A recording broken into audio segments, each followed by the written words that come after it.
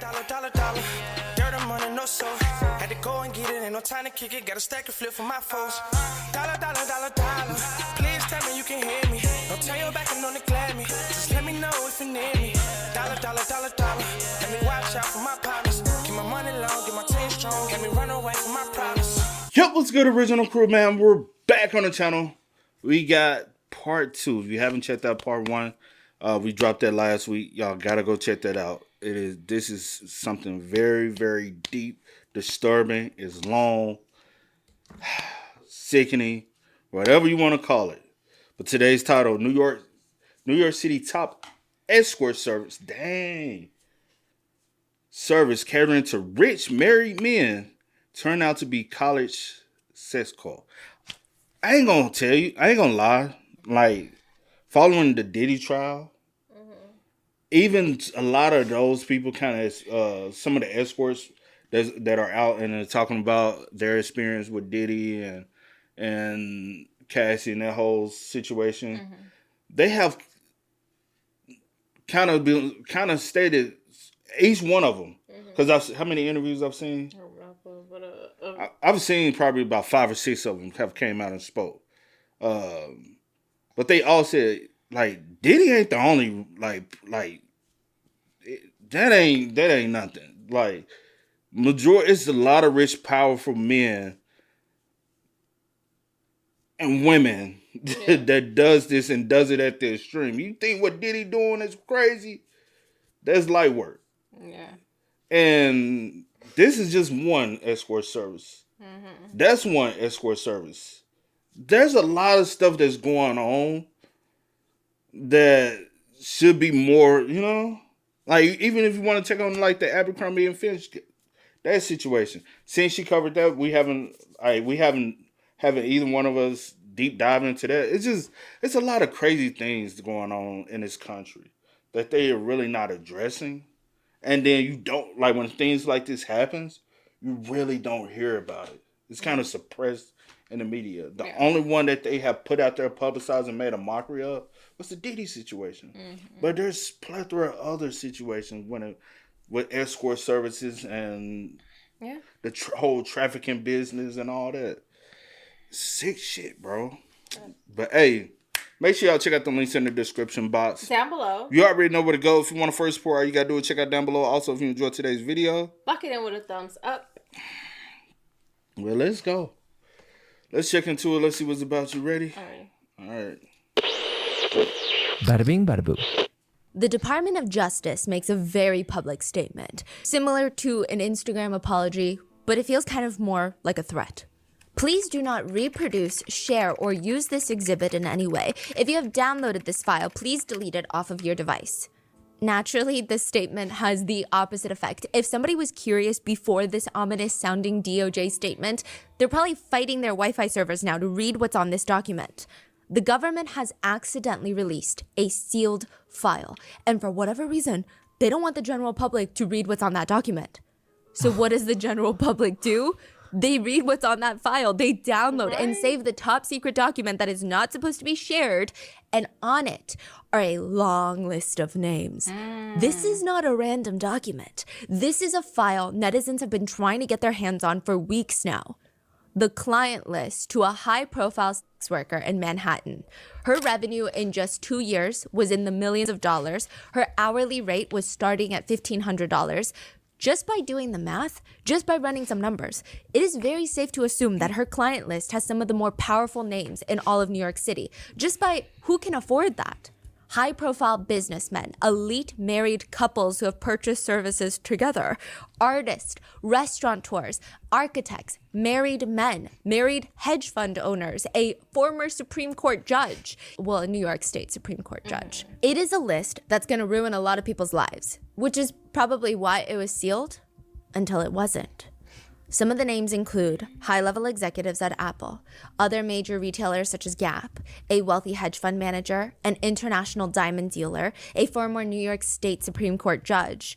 They had all been alleged clients of a sex trafficking business run by a college cult. 10 years ago, a man named Larry Ray had walked onto an elite private college campus to visit his daughter, who's a student there. He ends up staying on campus, living in his daughter's dorm, and brainwashing all of his daughter's friends. He starts a decade-long cult. He would turn some of the members into his wives and others into sex workers. This is the case of Lawrence Ray and the college sex cult.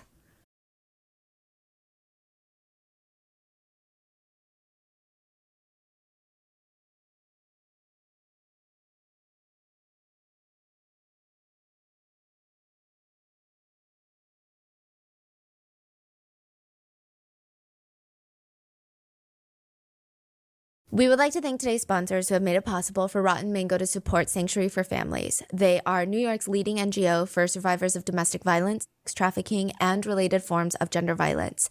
This episode's partnerships have also made it possible to support Rotten Mango's growing team of dedicated researchers and translators. We'd also like to thank our listeners for your continued support as we work on our mission to be worthy advocates of these causes. As always, full show notes are available at rottenmangopodcast.com. Before we get started, today's case does include themes of domestic violence and SA involving adults as well as children. Additionally, self-exit and disordered eating, or EDs, are mentioned throughout. I know you guys hear this all the time, but please watch at your own discretion and take care and prioritize your health. And just like the previous episode, there are so many different opinions, discussions, doubts regarding victimhood versus culpability for two young women involved in today's case, Isabella Pollack and Talia Ray. I just want to explicitly state that we are only here to retell events as they happened, and we did our best to present them in a way that is neutral and unbiased. This is actually part 2. The last episode that we uploaded is part 1 to this cult, and we covered Talia Ray, a sophomore college student at Sarah Lawrence in New York. And there's 2 things you need to know about Talia Ray. She's a go-getter. She knows what she wants in life, in her future, and she's really aggressive about pursuing it, which is a good thing, right? It's just very different from what all the other college kids are used to. And second, Talia Ray has an obsession with her dad, Larry Ray. That is all she will ever talk about. If you are alone in the room with her, she's going to somehow turn your topic of going fishing in California over the weekend into a conversation about, oh, fish? That's cool. Water, right? Have you ever heard of the Marines? My dad, Larry, was a Marine. He also worked for the DIA, the CIA, the FBI. He knew the mayor of New York City, Rudy Giuliani, the police commissioner, Bernie Kerik, and Gorbachev, the last Soviet leader. Oh, look, here's a picture of him and Gorbachev. But oddly enough, the great Larry Ray was thrown in prison. Talia said it was because he was a truth teller and he knew too much about 9/11, the tragedy, and former George W. Bush personally had it out for her father. They needed to discredit Larry by taking custody of his 2 daughters from him and turning him into a felon. When Larry gets out of prison, Talia asks her 7 roommates on campus if they're all right with her dad staying with them for a few days. I mean, how can they say no? But a few days turns into Larry sleeping in Talia's best friend's room, Isabella's room, cooking up steaks every night, holding his own little group therapy sessions on the living room floor, and Larry convinces most of Talia's friends that they were brought here together by fate. Not coincidence, fate. Because every single one of them had hidden, repressed, traumatic childhood memories of SA, where they were essayed by their own family members. None of them knew it yet, though, because they've blocked it out of their brains for how painful the experience was. But that's why they've all contemplated self-exiting. But that's okay, because Larry studied brains and psychology during his time at the Department of Defense, and he was going to fix them all because they're Talia's friends. Now, side note, I will say that he has a very interesting relationship with his daughter. I mean, I think it's very strange. Later, the cult move into a 1-bedroom apartment, and Larry sleeps in the bedroom on a singular king-size bed with his daughter and her best friend Isabella that he refers to as his wife. In part 1, we covered how Larry would brainwash the students. And if you think about it, in part 1, like she explained the sleeping arrangement, Isabella slept naked. Mm-hmm. Even when what was the boy name? When his sister came, he demanded her to sleep in the bed with him naked as well. Mm-hmm. Felicia. Yeah, Felicia. Mm-hmm. So now it makes me think: did you used to have Talia sleep in the bed with you naked too? I hope not. But it's already weird. But so you really on some real spill, I could see it though. Yeah, that's what I'm like. It's already weird, so there's no telling. Because how you trying to brainwash them and get control of them? You already brainwashed and control your daughter because everything she believes in you is a lie. Yeah. Where's your other child? Your other daughter? Was she not believing the bullshit you spread too? That he refers to as his wife. In part 1, we covered how Larry would brainwash the students and they would start blindly following his commands. Eventually, he got them all to move into the one-bedroom apartment off campus, and he starts running it like a Marine-style boot camp. He starts conditioning the girls to do very bizarre sexual things. He would force them to go to bars. He would force them to go to Home Depot or find strangers on the street to have intimate relations with while they record it all for Larry to watch. He would force them to have intimate relations with each other while he watched, or sometimes he would join in, or he would just offer up the girls to his business partners just because. I wonder with the having them be with random men and having them record it. 9 times out of 10, he uses it as blackmail for control. Because now you done send me this, now I got you basically having all these other random. So if you don't say or do what I want you to do, I could just release these tapes. No one wants that because that's so private. Even though I'm willing to go with the homeless man down the street, I don't want that to get out there. Yeah. Even though that's diminishing as well, because I don't know these people and I'm just having sex with random men on the street, I still don't want that information out there to the world or to my family or to my friends. So using that as a blackmail tactic, they willing to do whatever. Sad, bro. So I'm going to give you a quick rundown of who's still in the cult and where we are now. We have Larry. Then we have Talia, his daughter. She's on and off physically in the cult. Sometimes she's with the group. Other times she stays with her step-grandpa in North Carolina, which sometimes the whole cult would stay in North Carolina with the step-grandpa, Gordon, that's his name. Just wait, North Carolina is going to be a huge saga. So now we have Larry, Talia here and there. Isabella is Larry's right-wing woman. He refers to her as one of his wives. She's Talia's best friend, and out of everybody else, Isabella probably holds the most power in the group. Some of the group members would say that she was almost like an equal to Larry, but I don't know if that's the best way to put it. Then there's Larry's other wife, Felicia Rosario. She was training to be a psychiatrist before she met Larry, but she's going to go through a lot in this episode. Her entire psyche, her mind basically breaks in half, and it's documented through a series of videos. You've got Felicia's younger siblings, Yalitza, a Columbia student, Santos, Talia's ex-boyfriend from Sarah Lawrence, and Claudia, another friend of Talia's, and she's going to be a key person in all of this. Daniel has left the cult. Larry forced him to wear a dress and take pictures doing very degrading acts with intimate toys, and he's left. And now most of the kids have graduated or dropped out, and they're still living with Larry because this cult lasts 10 years. And almost always, Isabella and Felicia are going to be with Larry at all times. Claudia is kind of always close by. Now, with that being said, that's the recap. Let's get started. It was kind of a joke that they said at parties. Well, it was partly a joke, partly a way to cope because it's such a bizarre situation. Oh yeah, our friends, they joined a cult. What? I went to the apartment once where they ran the cult, and it was, I'd never seen anything like that before. I didn't realize at the time before I got there, but all my friends were living in that apartment with him, the cult leader. They're piled into this tiny little cluttered apartment with this guy, this 50-year-old bald man named Larry. It was weird. Everyone at the dinner table is fascinated, intrigued, but also not really taking it that seriously because, the whole thing sounds like a fever dream. What do you mean your former roommates from a private school college that costs $80,000 a year joined a cult run by their friend's dad? Who is saying this though? Gabe, Max, Juliana, and Raven, the ex-roommates that did not join the cult. Oh, the 4 people who went away, yes. But they're going to help save them. They're going to be a pivotal part of taking down Larry Ray soon. All right. There was this woman. Well, part of her looked like a girl. She looked like she was in her 20s, but her mannerisms were almost that of a child. She looks like she's been lost in the woods for the past 3 weeks. She's clearly not in good condition. Her curly hair is so tangled and unkept that it's basically one giant knot on top of her head. Her lips are cracked, likely from severe dehydration. The hunger at this point is probably gone. Her stomach probably feels numb, like a dull ache. She's been surviving off of a few figs a day from the fig tree that she found. Oh, man. Her eyes are unfocused. She's just walking around, cutting up the bottom of her feet from the tree branches. Sometimes she would walk in circles. Other times she would stand there, staring up at the sun, squinting her eyes, humming, singing, "Hey, hey, hey, what you got to say? Hey, hey, hey." I wonder, did he psychologically break her down the most because she probably was the smartest, and she was going to be a psychologist. You get what I mean? Well, she technically already was. She already had. True, she already had her doctorate and Had everything. passed her. So now she is a psychologist, and he like, okay, I'm really working, doing no on you because you are the smartest of the bunch. You know what I'm saying? Or you already the furthest in your career. And you should be able to peep and recognize all these signs too. I love you, Larry. I want to get married. Passerbys would just shake their heads and start picking up their pace to walk faster. There goes the neighbor again.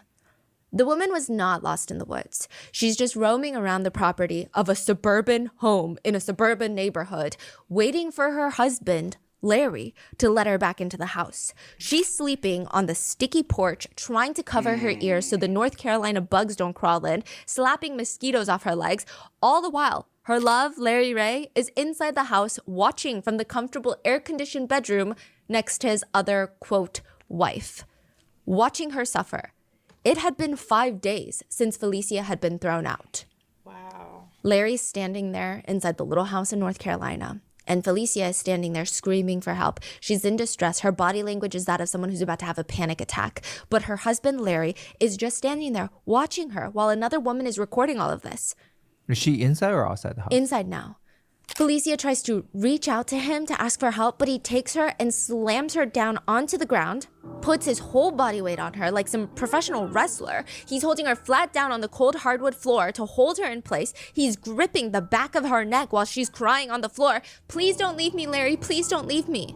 Larry, please don't leave me. Please don't leave me, Larry. Please, God. Larry, please don't leave me. The camera cuts. But if she kept it up, though, it's likely Larry would have enacted one of his favorite methods to torture his so-called wife. You're acting like a literal child. Fine, you want to be like this? Larry then turns to his other wife, Isabella. Go to the drugstore. You know what to buy. 15 minutes later, she'd come back in with this little plastic bag. Larry rips it open. Isabella, go change Felicia into these diapers since she wants to act like a child. 10 years ago, this woman, Felicia Rosario, would have gone on to become a Harvard and Columbia graduated psychiatrist. She was on track. But now, she's forced to sit on the sofa in nothing but a diaper, sucking on a pacifier. And Larry would tell her, if you let it fall out of your mouth, very bad things are going to happen. He would force her to sit there watching kids' shows. If she tried to get up, he would zip tie her ankles and wrists, and she would be stuck there until her mind went completely numb.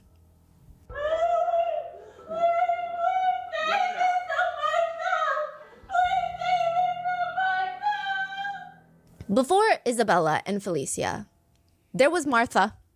19-year-old Martha's wedding day was coming up, and her mother-in-law, Ingrid, has her running an errand that she just does not have time for. Go bring these to Carl's dad, your future father-in-law. Martha looks down at the little home-baked cupcakes. Carl's parents are divorced and not on good terms, so why would Ingrid care to bake fresh cupcakes for her ex-husband on the day of their son's wedding? Hurry before it's too late. He's got to eat a few before the wedding. I'm sorry, Ingrid, I don't think I understand. What are you not getting, Martha? The cupcakes are going to give him diarrhea. I put X-Lax in them, so he's going to get sick and miss the wedding. I thought you'd be glad. One less person to worry about. That would be the first taste of what Martha's life was going to be like, married to Carl. After the wedding, Martha becomes Ingrid's personal assistant, housekeeper, daughter-in-law, punching bag. Every single morning, she would wake up and her long list of to-dos would just keep getting longer. Clean the panels of the walls. Clean crevices of furniture legs with Q-tips.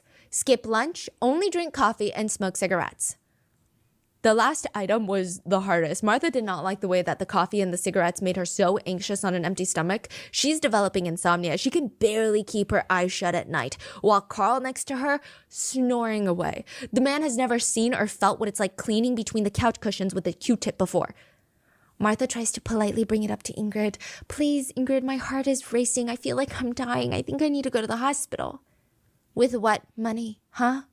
Ingrid would snatch the cigarette from her hand and shove a Q-tip in it. Get back to cleaning.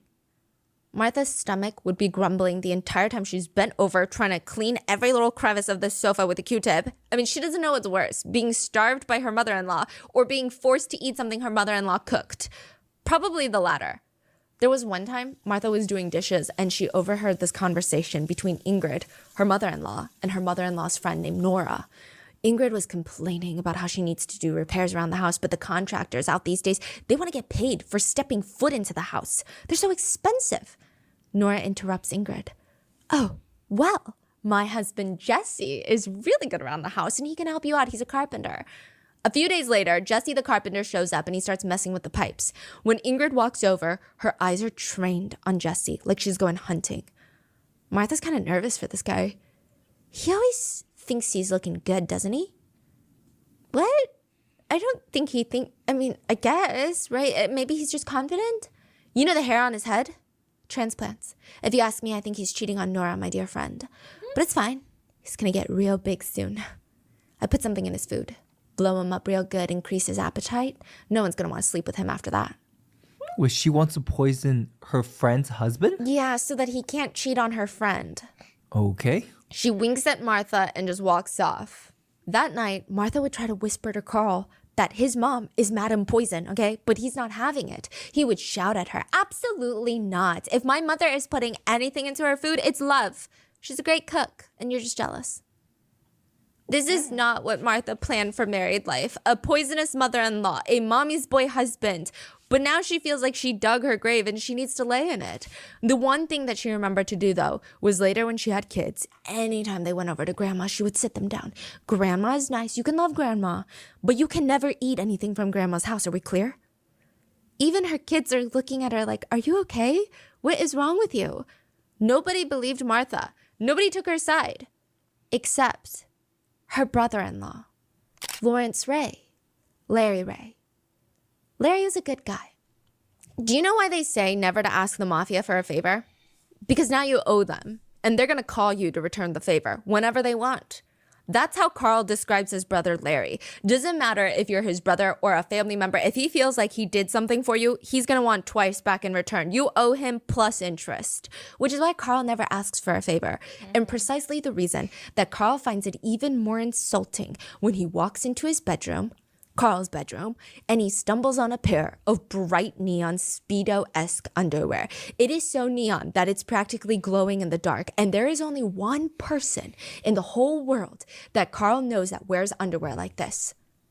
Larry Ray. Larry Ray. He picks it up with the tippy top of his two fingers, and he sees on it, on Larry's underwear, coral lipstick. Martha loves coral lipstick. What? Which means either Larry is having an affair with Carl's wife, or Larry knows that Carl is having an affair with Larry's wife, and he's just returning the favor like the mob does. Yeah, they're both having an affair with each other's partners. Okay. Larry's family history. Wait, I didn't know Larry has a wife? Larry had a wife. Oh, had a wife. Yeah. Oh, right. Otherwise, got it. So Larry's family history is very complicated. He married Teresa when he's at the pinnacle of his success. I mean, the height of his career. His best friend is the New York City police commissioner. He's got the mayor of New York City on speed dial. And when Gorbachev, the Soviet leader, comes to town, Larry's helping him arrange security detail and giving him tours around town. His whole life is put together. Larry is what you call a man of time management. He's juggling. Gorbachev, the Soviet leader, comes to town. Larry's helping him arrange security detail and giving him tours around town. His whole life is put together. Larry is what you call a man of time management. He's juggling world-class leaders, high-profile businessmen. His wife, their two daughters, the eldest Talia, and then their youngest daughter, who was born 11 years later. She's not really part of the story, so we're just gonna, right? He's juggling work, his whole family of 4, as well as a long-term serious girlfriend. And all of Larry's business partners know that Larry has another woman on the side. And it's not even Martha. It's a different girlfriend. I mean, a lot of the business partners had a girlfriend on the side, but nobody was as obvious about it as Larry was. They'd be having a normal business dinner when the door would open. In walks this young, beautiful girl, and she would plop down next to Larry. And Larry, this fully married man, father of 2 children, would introduce her to everyone. Well, this is my girlfriend. If anybody wants to fuck her, just let me know. Just let me know. She does whatever I tell her to do. It's said that many of the guys would actually take Larry up on his offer. And the long-term girlfriend decides, I can't really do this anymore. I'm not some sort of object that you can just give to someone whenever you feel like it. On top of that, you're married, and I just can't stop thinking about, I don't know, it's just messed up to Teresa. She tries to leave amicably. I mean, Larry's going to understand, right? It's not like she's leaving him alone. He's got a whole family to go back to. But he's just staring at her. Yeah, okay. If that's what you want. She walks out, and in response, Larry then proceeds to send every single explicit photo and video of her doing intimate things with not just Larry, but all of his business partners, sends every single piece of graphic footage straight to her parents. Just video after picture after video after picture of some of the most graphic sexual encounters. The Gambino crime family was at its height, one of the most powerful American mafia families. Annually, they're bringing in at least $500 million in income. They pretty much had their fingers in every little pot in New York City. They were forcing businesses to pay them a cut of their profits for security services, racketeering, aka pay me to not kill you and I will protect you from me. They dabbled heavily in extorting labor unions, illegal gambling, construction bribes, loan sharking. They, interestingly enough, would hijack massive cargo shipments to the port of New York and steal all of the goods on it to sell on the black market. They were really diversified. But one of the easier ways for them to make money was through pump and dumps, a pump and dump scheme. Here's how it works. First, you find a small, struggling company with a low stock price. The Gambino family, they've got the funds. So they start buying up the shares at the low price of, let's say, $1. At first, they'll start off slow so that nobody notices. But then they'll buy them all up, and once they have controlling interest of this company, they start spreading rumors. You know, my uncle made $15K in 3 days off that stock. Look, you didn't hear it from me, but that company, they're going to be doing the next big thing. They're in talks to sign a contract with the Department of Defense, a military contract. You know what that means, right? Money, profits. People start talking about the stock, and then there's this crushing feeling of, well, if I don't buy the stock, I'm going to miss out on getting rich like everybody else. Random people start buying up shares because it makes sense. They heard information about the company's future. The share prices are steadily going up. This is good. Sometimes if the Gambino family want to take it all the way, they'll even pay off financial stock bloggers, reporters, anyone who can help bump up the share price. Let's say the family goes in at $1 per share. Now, with the hype, the news, the attention, everyone else is scrambling to buy into the next big tech unicorn. Each share is now worth $15. That's when the Gambino family will mass sell all of their shares, dumping everything, walking away with tens of millions of dollars in profits. Because at the end of the day, it's all manufactured hype about the company. None of it is true. Larry's best friend, Bernie Kerik, the New York City police commissioner, he wanted to put an end to the Gambino crime family's reign of terror. And conveniently, his best friend Larry Ray knows a few people on the inside. He knows everyone. Yeah, allegedly a few higher-ups of the Gambino family were in attendance for Larry and Teresa's wedding, which means, you know, Larry, I'd like you to meet my good friend Gary Ewer. He's investigating Ari Garofalo's pump and dump schemes from the Gambino family. Oh yeah, I heard about that. You have? FBI agent Gary officially brings Larry in as a confidential informant for the FBI to get inside information on the Gambino crime family. The two, they start meeting 3-4 times a week where with their little coffees in their hand, Larry would go on and rant about what's been going on inside the crime family. I'm telling you, Gary, I'm risking a lot to be out here right now to help the good guys. I get nothing out of this. You know that, don't you? Wait, so this is actually FBI or? Actually FBI. Yeah, he was an FBI agent. He actually turned into, well, he wasn't a president then, Donald Trump's bodyguard at one point, Gary. Why did he decide to work with them, Larry? If he knows he's friends with these, you know. You'll see. Oh, okay. Yeah. And the FBI agent's like, yeah, we appreciate it. We know it, Larry. Well, I'm scared because now the Gambino family, they're going to put a hit on me. I think they know. Mm-hmm. Gary would request security backup in Larry's house. They equipped Larry's place with a whole new surveillance system that cost $10,000, courtesy of taxpayer money. 3 to 4 times a week, 52 weeks of the year, for multiple years in a row. Larry would meet up with Gary in his little unmarked car and start rambling on and on about the happenings of the mob world that week, until Gary starts getting a little, I don't know, his senses were going off. It felt weird.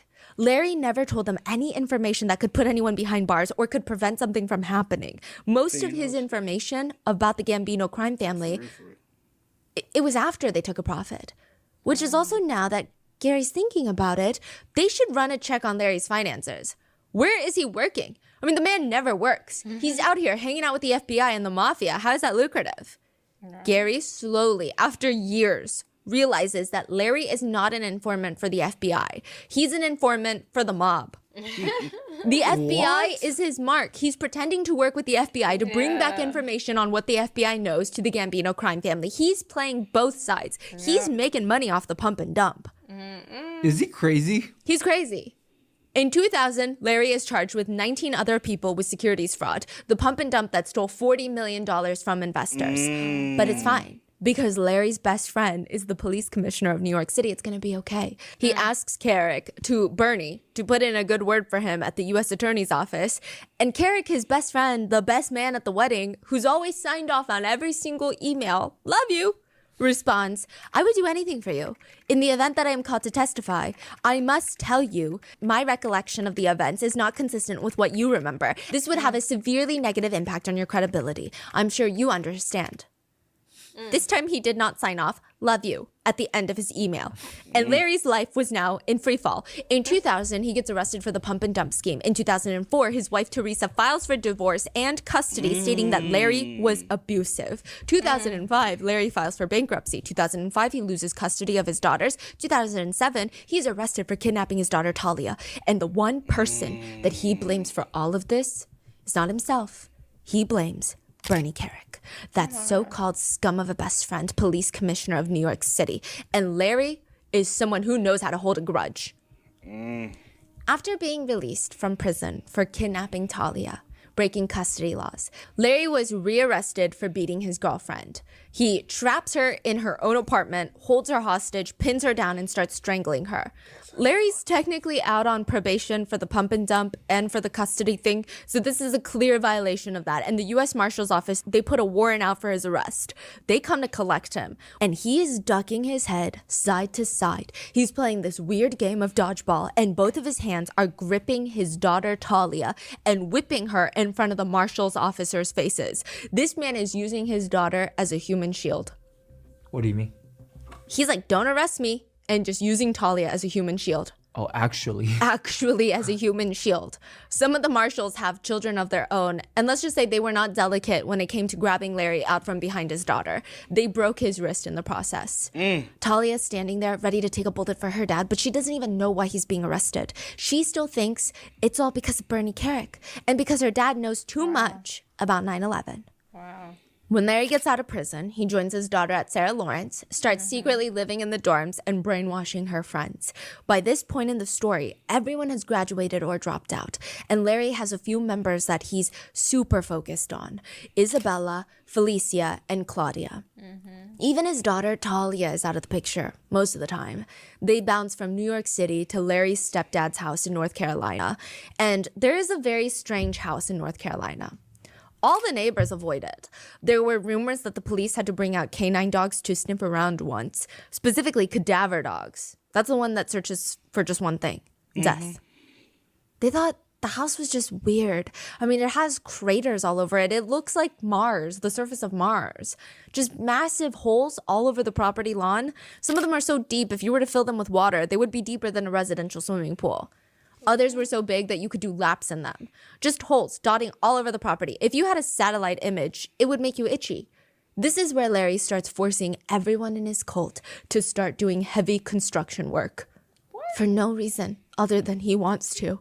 This is very interesting. He would spend money renting out massive bulldozers, commercial grade equipment, tractors. Then he would force the members, typically Isabella, Claudia, Felicia, Yalitza, and Santos. Talia would be there, but she's just mainly observing. He would force the members who know absolutely nothing about construction work to dig literal moats on the suburban property for the reason that, I don't know, it's not helping the property value. They're not doing it correctly. It's just leaving crater-sized holes everywhere. The group's time in North Carolina can only be described as a very creative, twisted kind of hell on earth. If someone were to be high on drugs and figure out a way to torture people that is cruel and unusual, this would be that. There's full industrial grade construction equipment, full scale bulldozers, tractors. They had to dig trenches, tear up the lawn, lay down sod with professional equipment that they have no knowledge and expertise on how to use safely. Their mission was to install a new drainage system in the yard. But in order to do that, they have to accomplish a few things first. 1, cut down a massive 25-foot tall tree in the yard, in the dark, for some reason, Larry would have them work through the night so less neighbors would see what they're up to. They're in the pitch black outside screaming, "Move! Run!" because the giant tree is coming down. All they have is a singular flashlight. The trunk is probably so thick that you can't even wrap your arms around it when you hug it, but they're trying to cut it down in the pitch darkness in the middle of the night. If someone estimated incorrectly or if someone lost their balance, that tree was going to crush someone to death. In the back, there were just these mounds of mud and dirt because they had to dig this trench that goes all the way through the property to let the rainfall funnel off the property. Because the summers in North Carolina, it rains, it pours, there's thunderstorms, but it doesn't matter to Larry. They better be out there working. If they don't have the equipment, Larry would make them get on all fours in the thick mud and just dig. Even while it's pouring rain, even if they're doubling their body weight just by the heavy, sticky mud that's clinging to them. 12 to 14-hour days, 7 days a week. When they're done for the day, they'd be drenched in sweat, mud, cuts all over their faces and legs, mosquito bites everywhere. They would walk into the house. They're not allowed to sleep, eat, unless Larry okays it. Claudia lost 40 pounds in the first few weeks there. Every single day, Larry would go out there, see the state of the yard, and he would scream at them. He would lose his freaking marbles that they're ruining the property on purpose because they want to kill Larry's stepdad. They want to give him a heart attack, and you want him to die. But what's the instruction? Just dig holes? That's it? Yes. The end? He wants to tap into the city's well somehow. I don't know if there was even a well there to be tapped into. What? They're just digging holes. It was just the New York City apartment torture, but on steroids. He would have them doing manual labor nonstop. In part 1, we went over how Larry would send the girls off to bars or any other public space to force them to find people to be intimate with. He starts getting more unhinged in North Carolina. He would bring in Felicia into the car, drive on the highway, and stop at the most isolated, creepy rest stop there is. Get out. What? Get out and don't come back until you find someone that's willing to have intimate relations with you, and you better record it. If Felicia didn't listen, she'd be punched in the face, slapped, pulled by her hair, punched in the stomach, and choked. A lot of people have a hard time understanding why these academically gifted, intelligent students would even give Larry the time of day. And of course, a lot of it started with Larry being able to very quickly identify someone's wants. Whatever it was, he would offer it up on a silver platter for these people. And that's how he pulls them in. But he gets them to stay first through the blackmail videos of them having intimate relations with strangers, with each other, with Larry, videos of them confessing to all sorts of bizarre crimes, property damage, to poisoning Larry. That becomes a big thing this episode. But as for how Larry brainwashes them, all of it comes down to Adderall. Adderall, the ADHD medication, controlled substance, stimulant. Larry would force the members to stay awake for days at a time, force feeding them crushed up Adderall pills. And by hour 48, they're believing whatever Larry's telling them. So like sleep deprivation. Through Adderall. Their brain has no defense mechanism because of how exhausted they are. They have no time to rest. They have no time to regulate their hormones, nothing. And not hormones as in like women are so hormonal. Literally, that's when your hormones regulate, is in your sleep. Larry himself took over 100 milligrams of Adderall a day. To give you some context, the normal range for an adult man is around 20 milligrams per day. He would take about 100 to 120 every single day. One Redditor who takes a lot of Adderall, about 120 milligrams, repeatedly said, "It was bad. I gave myself psychosis from that. I was tweaking so hard," if that's the right terminology. I felt like I was on crack. Not that I know what crack feels like, but if you haven't done crack, you know what I mean. And he's doing that every day? Every day. And he's not losing his mind? I mean, I guess some would argue he's lost his mind, but not to the point where he's not aware of what he's doing to these people. Right. But he's still like surviving and doing all these things to others. Yes. And with any drug, especially stimulants like Adderall, what goes up comes down. One Redditor said, when you crash from Adderall like that, it was rough. I was depressed on the way down. I had to call people to comfort me because my dark thoughts were getting to me. I had to distract myself in any way that I could. Wow. There's a video of Felicia where she tells Larry up front, "I want to go to bed." But he keeps telling her to sit. He will not let her lay down and sleep. "I just want to go to bed." He walks over to her, grabs her, and slams her down on the ground. And Felicia is screaming, "Stop it, get off of me. I need to restrain you. Please just get off of me. I want to go to bed. You're going to hurt yourself or someone else." That's what Larry says after he slams her onto the ground. So I'm going back to bed. Goodbye, guys. Why are we doing Good that? night. Why are we doing that? I hear a pill bottle opening and closing. You hear a pill bottle opening. Bitch, you ain't hear shit. Who was that? That was Isabella? I think that's Isabella. Isabella knows how to trigger. Yeah. And that's the thing to me with a lot of this is all y'all go through, but he put certain ones through, I feel like more, especially her, Felicia. Santos went through a lot. Daniel left. He was going through a lot. But he ended up leaving. Yeah. Felicia goes through a lot now. Because a lot of times in situations like this, all right, I got the person I'm putting through hell, right? Yeah. They leave. Now he's pissed off. Now he needs somebody else he needs to put through hell. I really feel like she's like his punching bag.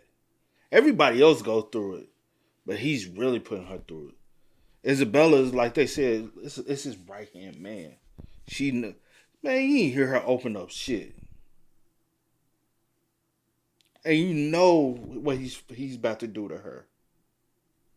Because every time we've seen, like in the first one, where you see he's putting others through torment, the others will sit back and smile and laugh. And I'm like, how can you sit back and smile and laugh? Just watch that and be okay with it. Like, and I get that, like, everybody is brainwashed. Yeah. You know, but it's just like, you know, the whole situation is just sad, bro. Pill bottle opening and closing.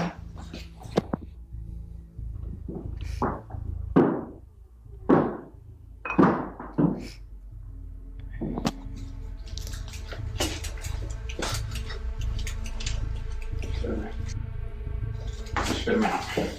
Spit him? It's too late. I took Adderall. How many? Just a half pill. Why did you take my medication?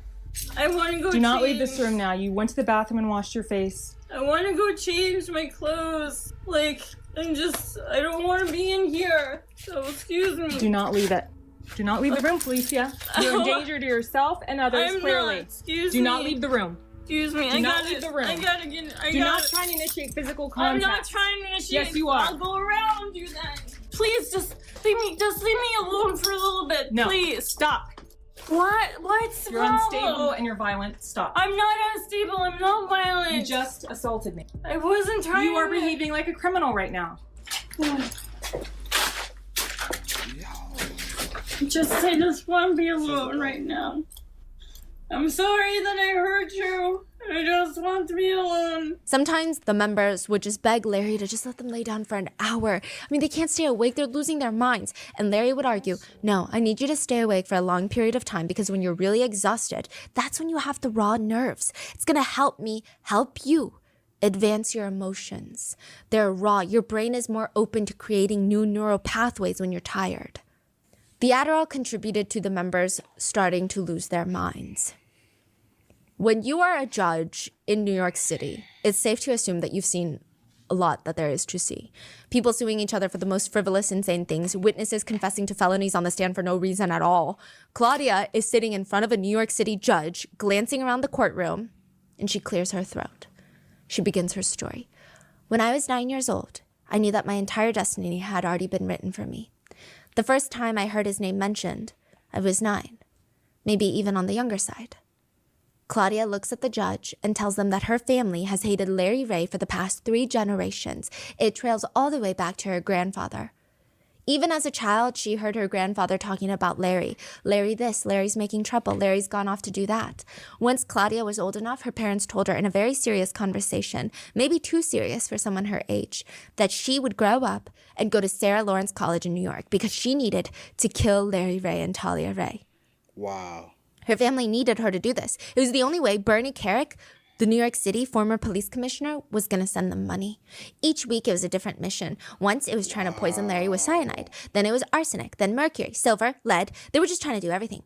Claudia's mom would encourage her. Serious? Bernie Carrick is really happy with your performance, Claudia. Keep it up. At the time, Claudia was just doing what her parents told her to do, but she told the judge that's before she got to know Larry. Then she realized what a kind soul Larry is, and for her to do this to him was so heinous, and she just wants him to finally find peace and happiness, and she wants to come clean. The judge is speechless. We call to the stand witness Yalitza Rosario. Yalitza takes Claudia's place on the stand. I'm here because my parents are drug dealers and money launderers who pimped Felicia, my older sister, out when she was a child. My parents have been plotting for us to kill Larry since we were young. I would mix poison into Larry's coffee, and if that didn't work, I went to heroin, fungicide, LSD. At one point, I'd smeared fecal matter onto his bandages because I was hoping he would get an infection and get sepsis from it. They're not even mentally capable to be witnesses, though, for real. Obviously. I wouldn't even have... Obviously, just with the verbiage. Out of all this evidence, y'all see them... How can you... And y'all should have had them literally go through a mental evaluation. And they would have already deemed that they're not psychologically capable of testifying. Because they don't even understand the truth themselves. Wow. Because he had did a number to them for 10 years, bro. Just because I was hoping he would get an infection and get sepsis from it. My parents promised to pay me $1 million if I could kill Larry Ray. She would turn to the judge. But just like Claudia, I started to get to know the man. And he is just the most loving father figure guardian of the youth man that I have ever met. I mean, just the nicest, most compassionate person ever. Which is why the girls state to the judge that after years of trying to murder Larry Ray, they don't want to do this anymore. They don't want to kill him. They want to take care of him. Larry's staring at them in the courtroom with just tears pooling in his eyes, and the judge's eyeballs are nearly popping out of their eye sockets. Ma'am, you're testifying against an eviction notice. This is all happening during eviction court. They're in court, civil court, for an eviction notice. Oh my fucking god. And they in here wow. And he in here crying. Because he has brainwashed them to no matter what. This is the story. This is all you know. No wonder why this is crazy. They didn't take a psychological test. I'm thinking they actually on court for the situation. No, they don't actually in court. It's messed up on so for many levels. Eviction notice. Which crib they? Oh, what if Probably they got the New York? I think New York. I think she said That's the reason why they had to go back to North Carolina. Because and what is he doing with all the money that they're giving you?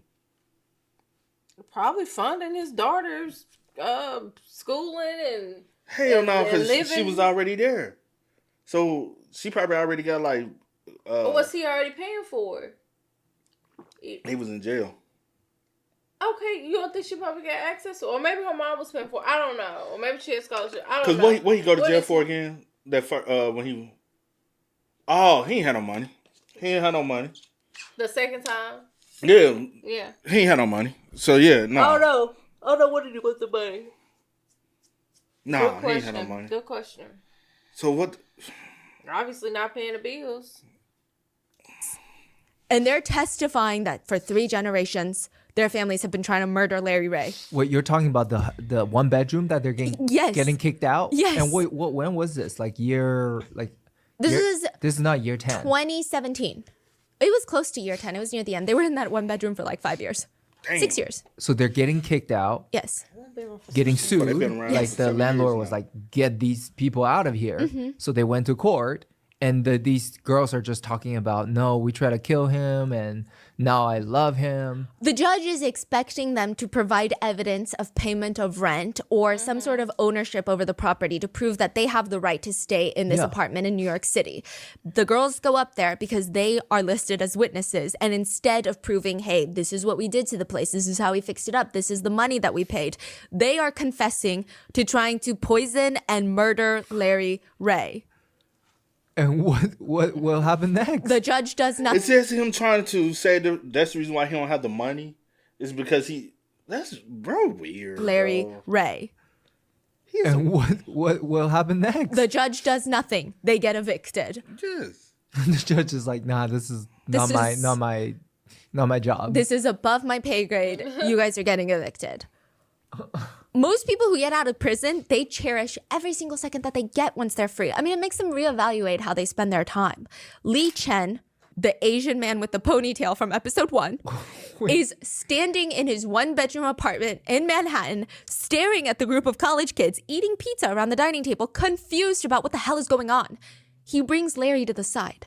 Lee Chen met Larry in prison, which we're not off to a great start, right? But they became buddy-buddy. And naturally, when they got out, Larry told him he was going to be staying in his daughter's dorm room. And now that it's summer break, they got to move off campus. So Lee Chen is a prison buddy. Mm-hmm. And he got out earlier. Yes. And when Larry got out of the prison, he called up Buddy Lee Chen. Yes. And Buddy Lee Chen drove him to his daughter's dorm room. Yeah.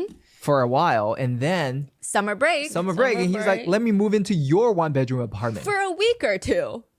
And Lee Chen's in there too? Yes. Okay. Oh! But it's been a week, and there is no indication that Larry has been looking for a temporary space to live. Instead, all these college kids are here, sleeping in the living room every day, doing push-ups every single morning, and it's fucking weird. Hey, don't you feel like you're wasting your precious time right now? You should be out there living. We got out of prison. Lee saying that? Yeah, to Larry. And with a very serious expression, Larry looks at him. Lee, you and I can only do so much. Right now, I'm building an army. Oh. Your Honor, he was building an army of squatters. Lee Chen has been trying for the past 5 years to kick Larry out of his apartment, but he has refused to leave. So for 5 years, Lee Chen would have to pay his mortgage, and Larry would rack up over $7,000 a year in electricity bills, and he would not vacate.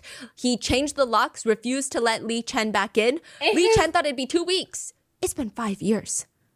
5 years, and they tore up the place. Damn. Lee said, when I walked into my apartment, Larry had completely changed the appearance. He took down walls. Painted the foyer pink and left electrical wires just hanging in the breeze. It was the most incredible thing I'd seen. Larry never paid me any rent. It's difficult for me to convey to you his coercive abilities unless you've experienced it yourself. He has this unusual mannerism. He has this habit of not only changing the subject, but talking you to death. For example, I told him, look, you gotta get out of my bedroom. You gotta get these kids out of my home. But then he would change the subject and start talking to me about how my father treated me when I was young. And then it would go on for hours and hours. And every time I even frowned in his presence, he would start berating me that I was infecting people with my negative mood and that I was sabotaging his work. Wow. That's what they were in court for when Claudia, Isabella, and Felicia start talking about the Great Poisoning, a conspiracy to poison and kill Larry Ray that went beyond the college students. It went as deep as their own parents, as deep as their own grandparents. Their families had set them up for this. And who set up their parents? Bernie Kerik, the former New York City police commissioner, Rudy Giuliani, the former mayor of New York City and associate of Donald Trump, the former president during the time of 9/11, George W. Bush, and his VP, Dick Cheney. These are the people that want Larry dead. And they're using college kids to do it. I mean, how do you pay back attempted murder? A what? How do you pay someone back for trying to murder them? I mean, if you break someone's oven or you scratch someone's pan, you find out the price on Williams-Sonoma, all-clad, set, stainless steel, tri-ply, $1,800, right? But what about attempted murder? There's no price for life. Larry said money. That's the starting point. A whole lot of fucking money. Larry convinces Claudia to start sex work because that's the only way she can afford to pay him back quickly for emotional distress and fake medical bills. Wait, was Claudia the person that we talked about from the first episode, the website? Yes. It was Claudia. Claudia. And Claudia is one of the original roommates. Yes. Okay. Wow. She's actually the one that called Larry a weird bald man with her friend Raven, and then she believed she had schizophrenia. Larry made her believe she had schizophrenia. Claudia had been accepted into Columbia for a PhD program, but Larry forces her to drop that and start making advertisement on sex work websites. That's so sad, man. Bro, these motherfuckers are so smart. sad. You talking about PhD at Columbia? Man, what you said? Now, I got a couple people I know that went to Ivy League schools. You know what I'm saying? And I know how smart they are. If you tell me they would, I would like, ain't no way in hell. They smart as motherfucker. Smart. But a lot of people that are, or that not, but You talking about street and understanding and awareness of, they don't have it. They are highly educated, but have a sense of awareness is so low. That's like, I ain't gonna hold you. In life, you need balance. You can't be overly street smart because you'll never be, you know? And you can't be overly educated because you'll never have. Damn. All these kids was gonna be super successful, bro. And this one old ass ain't got shit going for him. Just failure in life. He a failure in life. He want everybody around him to be a failure so he can feel like he up here. What you said, bro? Larry forces her to drop that and start making advertisement on sex work websites. Fix the language here. Use better keywords and phrases. What are you doing? You have to mention the handcuffs and the crops and the leash and collar. Do you even think? And what the hell is this picture? It's just a white tank top. It looks trashy. It's horrible. Change it. This is why you're throwing yourself in with the cheap girls. Your prices need to be higher. And you need to look into breast augmentations. They're not good. Larry would tell Claudia specific acts that she would need to do in order to keep men coming back for more, and then she could raise the prices on them. He made her fixated on losing weight and her exercise. The more weight she lost, the more unhappy about the way that she looked. Larry was calling her Oompa Loompa, that she could get so much more for her services if she just lost weight. Geez, how hard is that? Claudia's first client ever as a sex worker is about to arrive. She obviously is nervous, but this is what she needs to do for Larry. She swings open the hotel door and her whole body tenses. I'm sorry, do I know you? She knows this guy. This guy would come into this sex club that Claudia was forced to work at to make money for Larry, a BDSM club where the workers would engage with customers and have consensual parties. This man was a regular. He'd been known as one of the creeps. He would never participate. He would just watch on the side, which is fine. But just his whole energy, every time he came in, all the girls would alert security because even just his presence was off-putting. Claudia's standing at the door of the hotel room. She knows this man, and she knows that this man knows her from the club. But he pushes into the tight hotel room. Nope, never seen you before. Eventually, the two have intimate relations, and he's holding her, pressing her down so forcefully that she cannot move, and he keeps asking her, demanding her, tell me you love me. Claudia can't move, and she doesn't want to say it because, I mean, it's weird. If she says it, is he going to freak out and stalk her?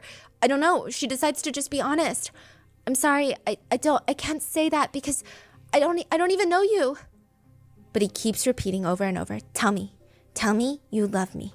Tell me. That's scary, bro. This was Claudia's first experience with sex work. She got paid $700 for her first session. It was traumatic, but $700 is a lot of money. Claudia had this whole plan. She was going to keep $500 to help pay for her bills and other life necessities, and then even just funnel back into work, right? She's going to need to spend money on hotel rooms every day to meet more clients. She would need to purchase outfits to wear, body care, and maintenance cost. Her plan is to keep $500, reinvest into the business, and give the remaining $200 to Larry. So it's going to take a while to pay him, but at least she's making progress. I mean, this is a sign that she can do it. She can pay him back for trying to kill him. She shows up and hands $200 over. How much was the session? $700, wasn't it? Yeah. He blows up in her face. How can you dare even think about keeping any money at all after you poisoned me and my entire family? He holds her down and forcibly takes the rest of the $700 from her. He would keep every single penny that she would make from each client. And that would be the pattern for the next few years. Claudia would keep almost nothing of the money she made from sex work. In fact, over the course of 2 years, she made Larry over $2.5 million. And she kept none of it. One thing she would say about her time as a sex worker was, at least with the clients, I knew that if I asked them to stop, they would stop. I did not think that Larry would stop if I asked. Claudia's life starts rapidly deteriorating. So Claudia is no longer living with Larry. She's living in hotel rooms nonstop, paying him for all this sex work. Felicia is regressing into... Man, you think Man, you ain't even staying with this man. I would have got, man. I know it's easier said than done, but I would have got so far away. Because she did in the house, so you know what I'm saying. But they so fucking. That's why I said it's easier said than done, because he done brainwashed them so bad, bro. And like, my thing is, bro, you ain't gotta see this. If that's what you want to do, pimp your own stuff out. You ain't gotta ever see this man again. Collect all them. You think I'm about to be doing all this and you get all the money. What I get out of it. And then the clientele. The type of clientele. But again, like I said, it's easy. True. A child being forced into diapers, just being smacked around all day. Isabella is physically and sexually being abused and mentally and emotionally, but on surface level, it doesn't seem as bad because she is the favored one. Now, Claudia's life starts rapidly deteriorating. Every single day, she has to deal with multiple clients that they're never really great positive experiences. One client choked her from behind and kept telling her that he had a gun and she needed to hand over all the money she had. He proceeded to rob her after engaging in intimate relations. Another client, she had to see him often just because he paid her well, and Larry was becoming increasingly more demanding about money. Claudia said it was the worst.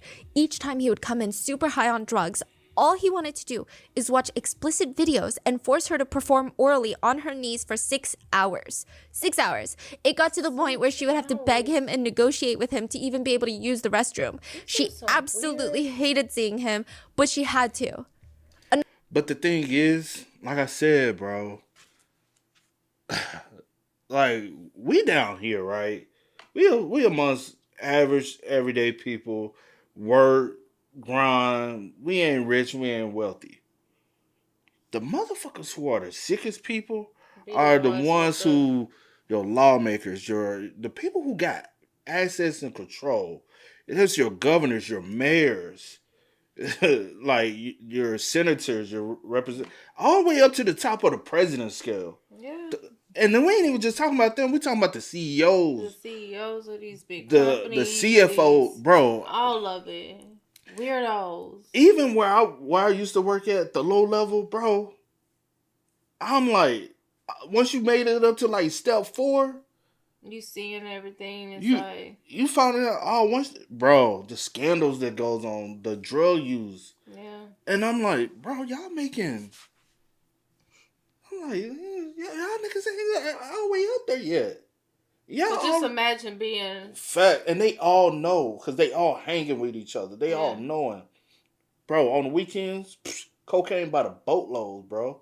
And I'm like, no wonder why y'all motherfuckers always jittery around this bitch. Yeah, and they be feeling like y'all running, like y'all be needing it, cause they be.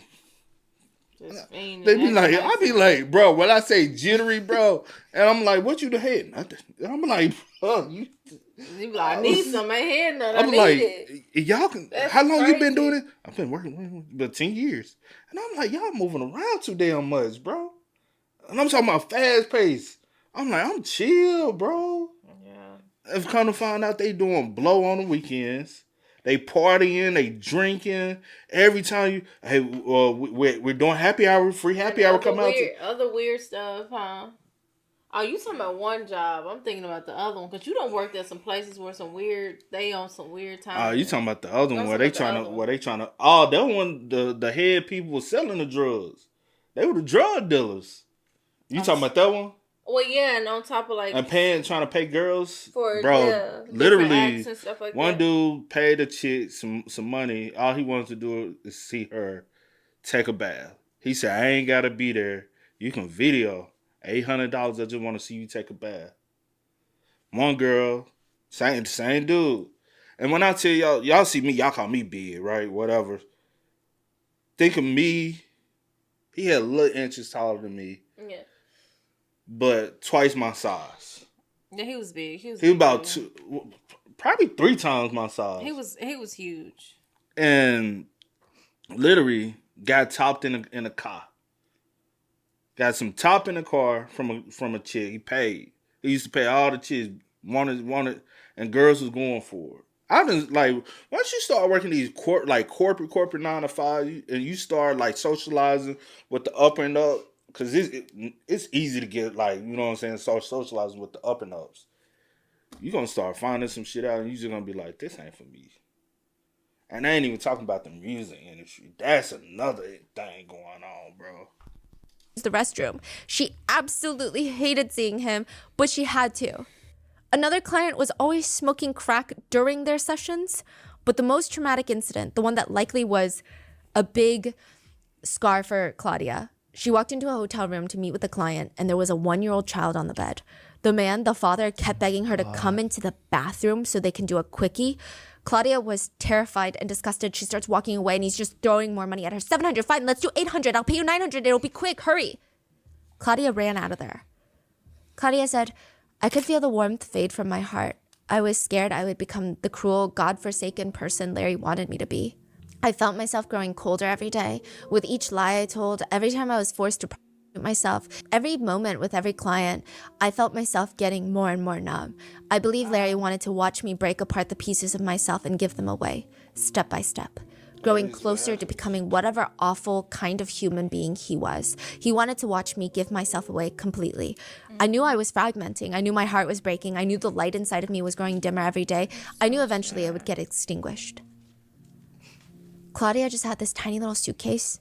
That's it. That was her whole life. She just moved this suitcase around from hotel to hotel, and she would meet with clients 7 days a week. She had no connection with her friends, her family, not a single positive human interaction throughout the day. The only interactions she had were with clients and Larry and Isabella when they come to pick up the money.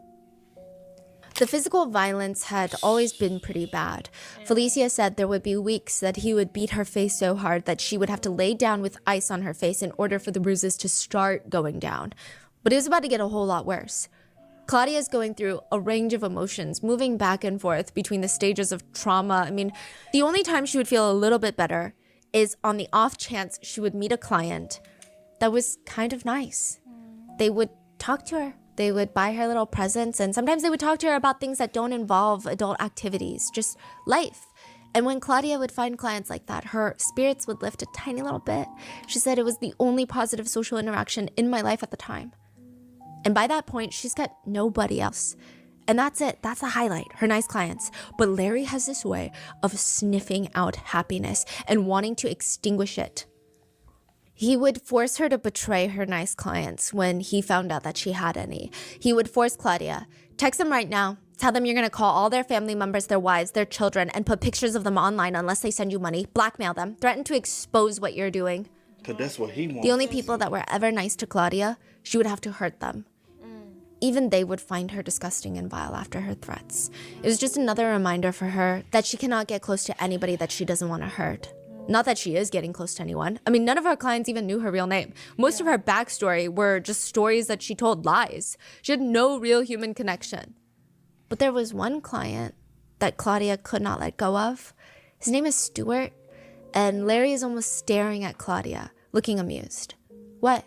Do you have feelings for him or something? Stuart? Claudia freezes because she knows that she wrote about it in her journal. She would journal, meaning Larry could have easily seen it. Did he read it? Did she mention it before? Was it that obvious? If she denies it right now, but he has proof, or he's read the journal, it's not going to be good for her. Claudia's staring at Larry. I mean, a little bit. Now, why would you do that? Larry's calm. Very alarmingly calm. And then his mood starts morphing, shifting. It goes from eerily calm to annoyed to just full-blown physical violence. Larry would start screaming at her, "Are you trying to hurt my family? Are you trying to hurt me, aren't you? Take off your clothes." What? Larry would force Claudia to strip naked, and for the next 7 hours, he ties her to a chair. "I'm gonna waterboard you. Is that what you want?" Her hands are tied behind the chair backing. Her legs are tied to the chair legs. She's completely nude. He starts suffocating her with a pillow, but it's taking too much time. He grabs the leash and collar that she has in the room. It's for the clients if they want to explore. And he puts it around her neck, starts choking her until the point that she passes out multiple times in the span of 7 hours. But it's not humiliating or degrading enough for Larry. He drags Claudia up off the chair, throws her into the bathroom, and shoves her head in the toilet water. He grabs her and throws her back on the chair, and he gets one of those drugstore plastic bags from Dwayne Reed, and every time Claudia breathes, he would put the plastic bag over her head, and the plastic bag would stick to her mouth and then get stuck. I mean, she can't get it out of her mouth. It starts sticking to her eyes and her nose. He would only stop once she was close to passing out. He would take it off of her and then do it again and again and again. And the whole time he's taunting her. "Don't be a faker. You're such a liar. The bag isn't even sealed. You're being overdramatic. You're such a fucking B-list actress. Is that what you want to be, huh?" Claudia is in and out of consciousness for hours at this point. And to make her snap out of it, Larry pours cold water all over her and sticks her right in front of the hotel AC. She feels like her whole body is vibrating, shaking, trembling. She can feel herself about to pass out again. And he's just on the side watching with Isabella. Oh, stop it, Claudia. You're such a little faker. The water isn't even cold. It's room temperature. Claudia said, I was suffering. I was suffocating. I was terrified. I was trembling. Like, I couldn't breathe, but you want to. You want to breathe a lot. And it just makes it so much worse. It was terrifying. After 8 hours of torture, where Larry and Isabella took a break in the middle to eat burgers and fries from a diner nearby, Larry and Isabella would just walk out of the hotel room as if nothing had happened. Claudia would be left shivering on the floor, traumatized. And even then, she did not turn on Larry because he had all those videos of her. He had confessional videos where she confesses to felonies, where she's having intimate relations with married men.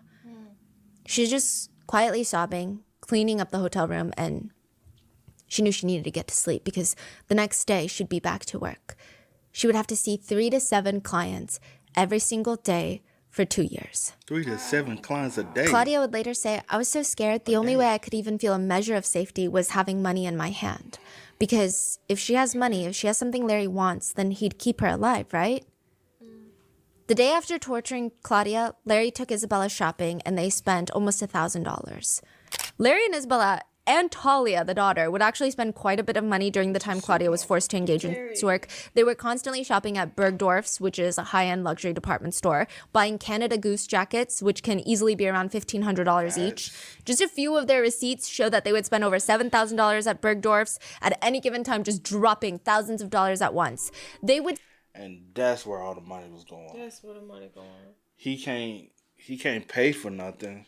But he got Isabella out here. She's feeling herself. And his daughter. And she really feeling herself. Isabella and Talia, and them the ones who's always laughing. They condoning the shit. Even though they might go through their abuse. You know what I'm saying? They went through what they went through. But I'm not putting that on the back burner for y'all and inciting his abuse on the other ones. Yeah. Which can easily be around $1,500 each. Just a few of their receipts show that they would spend over $7,000 at Bergdorf's at any given time, just dropping thousands of dollars at once. They would spend $5,000 at a staycation in a luxury hotel in Manhattan, and $3,000 of that was just the nicest champagne from room service.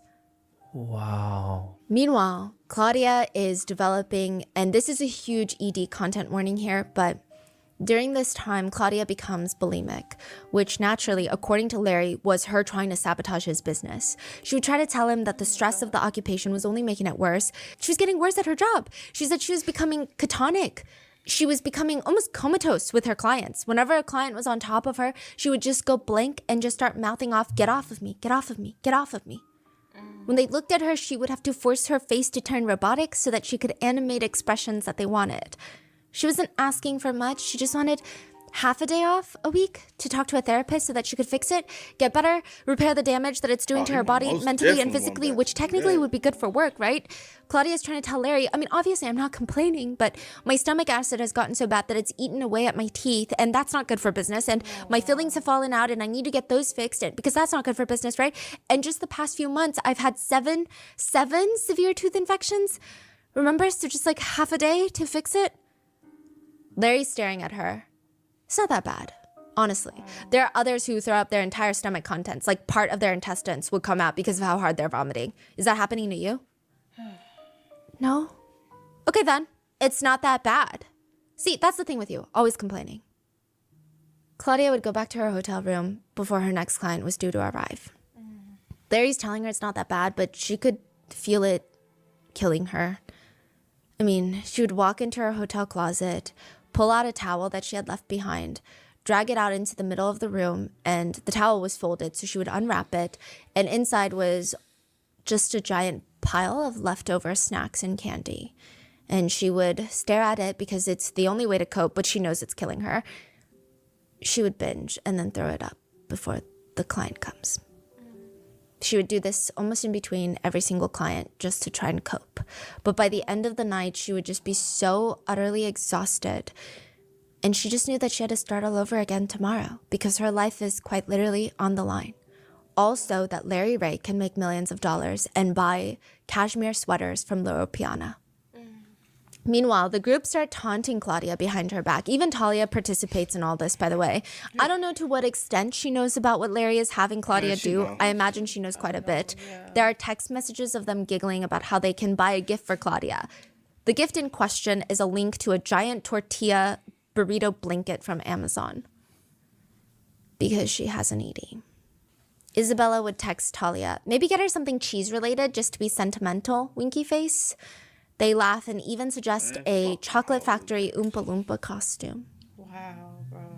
Meanwhile, back at the house, Felicia is getting pretty bad. She has fully regressed into an almost childlike state, unable to take care of herself, just going through waves of emotions. She would try to wear her sweatshirts from Columbia and Harvard to remember who she was before she was indebted to this madman, and to remember how independent and powerful and intelligent she was, but he would taunt her and rip them up.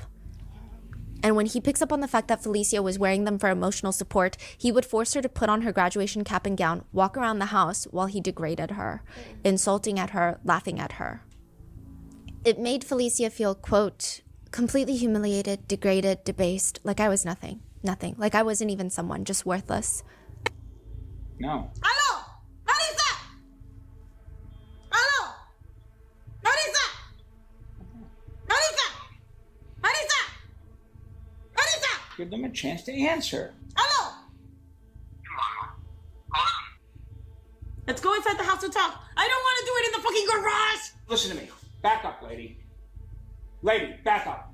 No, lady. Back up. Don't violate my space again. Back up. Violated some Don't space violate when my she. space. Deal with your phone call. Hello? Hello? Can we go inside the house? Lisa, focus on talking to her. Hello? Hello? Because she doesn't want to. She wants to protect her. Larry would force Felicia to look at Isabella while he compared them.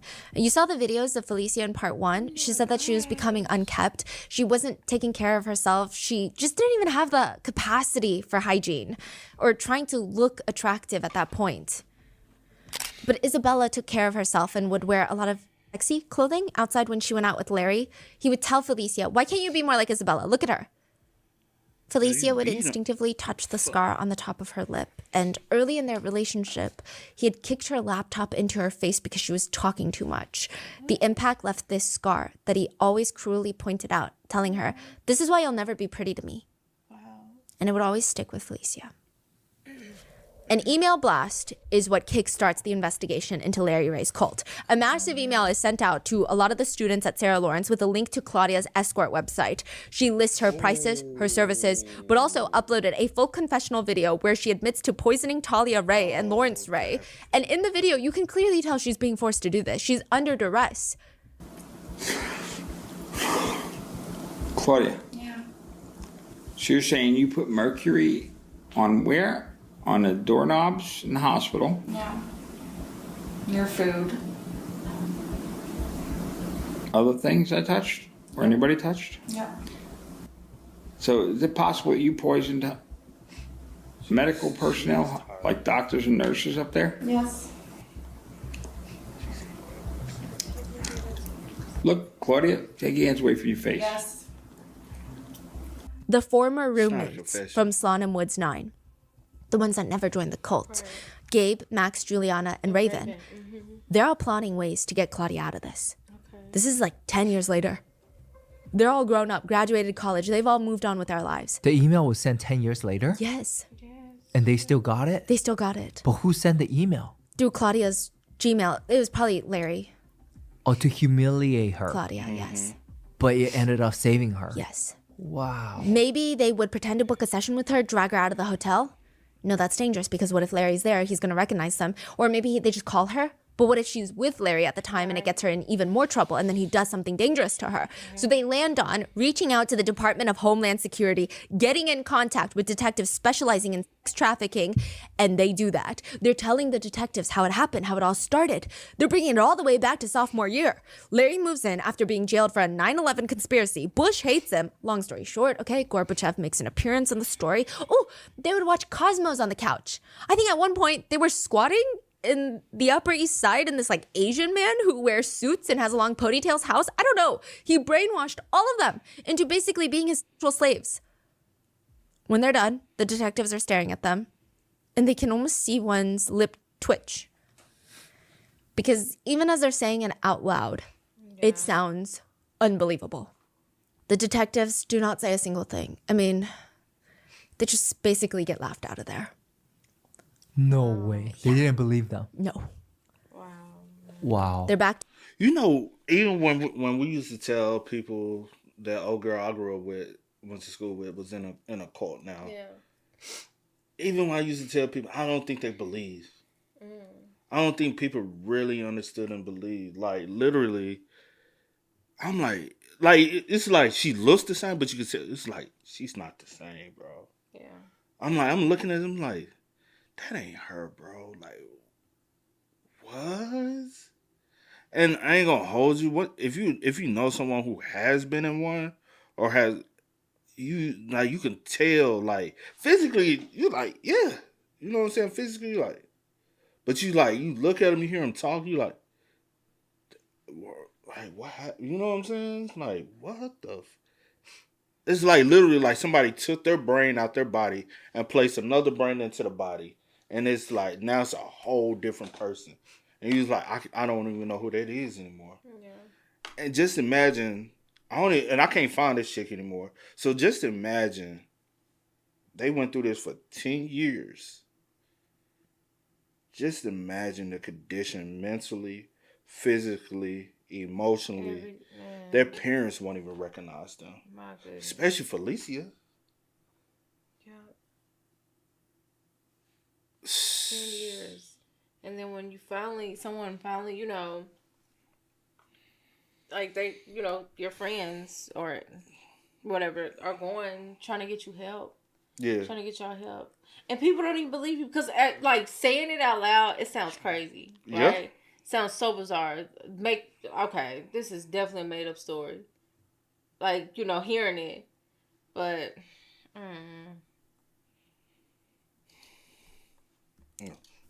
No way. They didn't believe them. No. Wow. They're back to square one. Either they can try and find a less skeptical detective or they can try something else. Yeah. So they decide to reach out to a former classmate of theirs, Ezra, who happens to be an investigative journalist. Oh. Ezra and James Walsh of New York Magazine would start working on the piece for Larry Ray.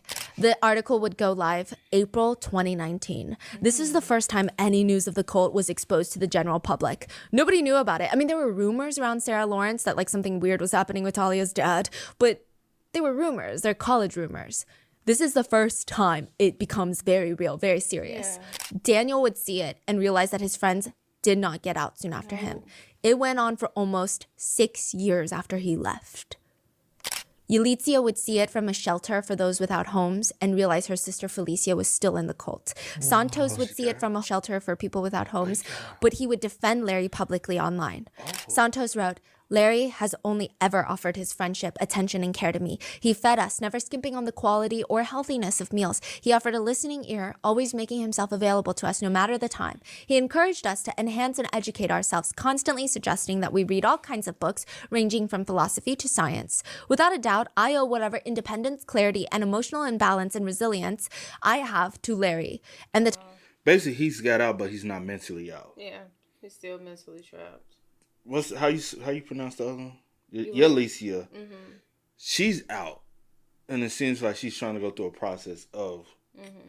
Santos is not. Physically, yeah. Physically, what if you're out because at the end of the day you're another man, right? And when they got evicted, he's probably like, I'm not finna take another man with me all the way to. I got my Isabella, Claudia's my, and then Felicia's my rag doll for me to have fun with. Yeah. Mama still take care of my daughter. Yeah. But I can't have Santos there, and I can't have her Felicia's sister. Yeah. So, but honestly, Santos probably was back and forth though, still. Independence, clarity, and emotional imbalance and resilience I have to Larry and the time I spent with him. It wasn't until Santos was brought into the FBI office, where he's still sitting there defending Larry. The agent tells him, "We believe you. Of course we do. Larry Ray is a good man. But do you mind if we just play you a very quick clip?" The investigator presses play, and it's an audio clip from years ago between Larry and Santos. It's Larry threatening to pulverize Santos with a hammer. His voice is menacing and aggressive. "I swear to God, I'm going to pulverize you and throw you out the window. I will put this hammer through your skull." Santos just says, yeah, no, I understand. "I will kill you and I will break all your bones in your whole body. I swear I will." Santos is sitting there listening to this clip where he just sounds so scared. And in that moment, it clicks for him. That is not normal. That's when he just realized. And he looks at the agents. Holy cow. I was in a freaking cult. Give me my hammer. I'm sorry. Yeah, I swear I'll put you through your skull. Yeah. No, I understand. Oh, I'll break your whole body. I swear I will. No, I know. Find it very simple.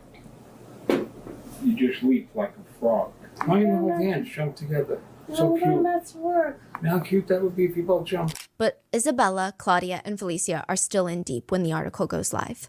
I mean, I guess technically Claudia reads the article and she believes every single word that's in there. She wants out, but what is the article going to do for her? Is it going to protect her from Larry? Then Claudia's phone rings. Okay. It's Stuart. She hasn't heard from him in a really long time. They had to stop seeing each other because Larry. "I'm sorry I haven't been in touch, Claudia, but I read an article and I want to help you leave. No way. I have a hotel for you in Philadelphia. Go there now." Claudia buys the first train ticket she can to leave New York City and head to Philly. The whole ride there, Claudia is looking over her shoulder. She doesn't know if she's scared of Larry, the FBI, the CIA, the Gambino crime family coming after her, Bernie Carrick. She doesn't know. For the past 10 years, she's been told all these different stories. She doesn't even know what to believe anymore, who the bad guy is. When she finally arrives in Philadelphia, she turns off her phone. The only people that have contact with her for a little while are doctors, therapists, Stuart, and the attorneys that Stuart helped pay for to go up against Larry Ray. But she's still getting bombarded with text messages from Larry. And one of them reads, "You said you would never run and hide, and I have no understanding as to why you are doing so now. In my experience, the truth has always been important to you, and proper regard for the truth has always helped you. You asked me to promise to never abandon you, and I have not." Claudia does not respond. Soon after, she gets a text message from Isabella. The message reads, "You poisoned me, and your history of hurting innocent people has finally come back to you. Your actions are not evil. They are vile. You are vile. You poisoned 5 innocent people, but claim you are the victim? That it was you who experienced violence at the hand of any one of the people that you victimized?" The sheer length and overindulgence and languid hyperbole of that article reads like one of your conference papers. Isabella is accusing her of working with the journalist. And it makes it clear that you were the perpetrator behind the New York Magazine article. You will be the same in prison as you are now. A fat, lonely nobody who lives to serve the needs of others. What? You are not evil, Claudia. You are a criminal. I know that all your victims will breathe a sigh of relief when you are put right where you belong. The next time I see you, you will be in a jumpsuit. You and you alone. And now all Larry has are Isabella and Felicia. Talia has already started her new life as a paralegal in a different state. Paralegal? Yeah, Man, fuck that. I am done. Fuck that hoe. Lock them all up. The Larry. You done brawn this man into all these and folks' I get lives. that Isabella was started off as she was his first. As a victim, but now you're a co-conspirator. Now you like his right hand. You like, yeah. If he won't, okay, he can't get through to you. Here I go, boom. Cause I'm closer to you than he is. Right. Cause we were friends first. And then the daughter, she just enjoying the ride.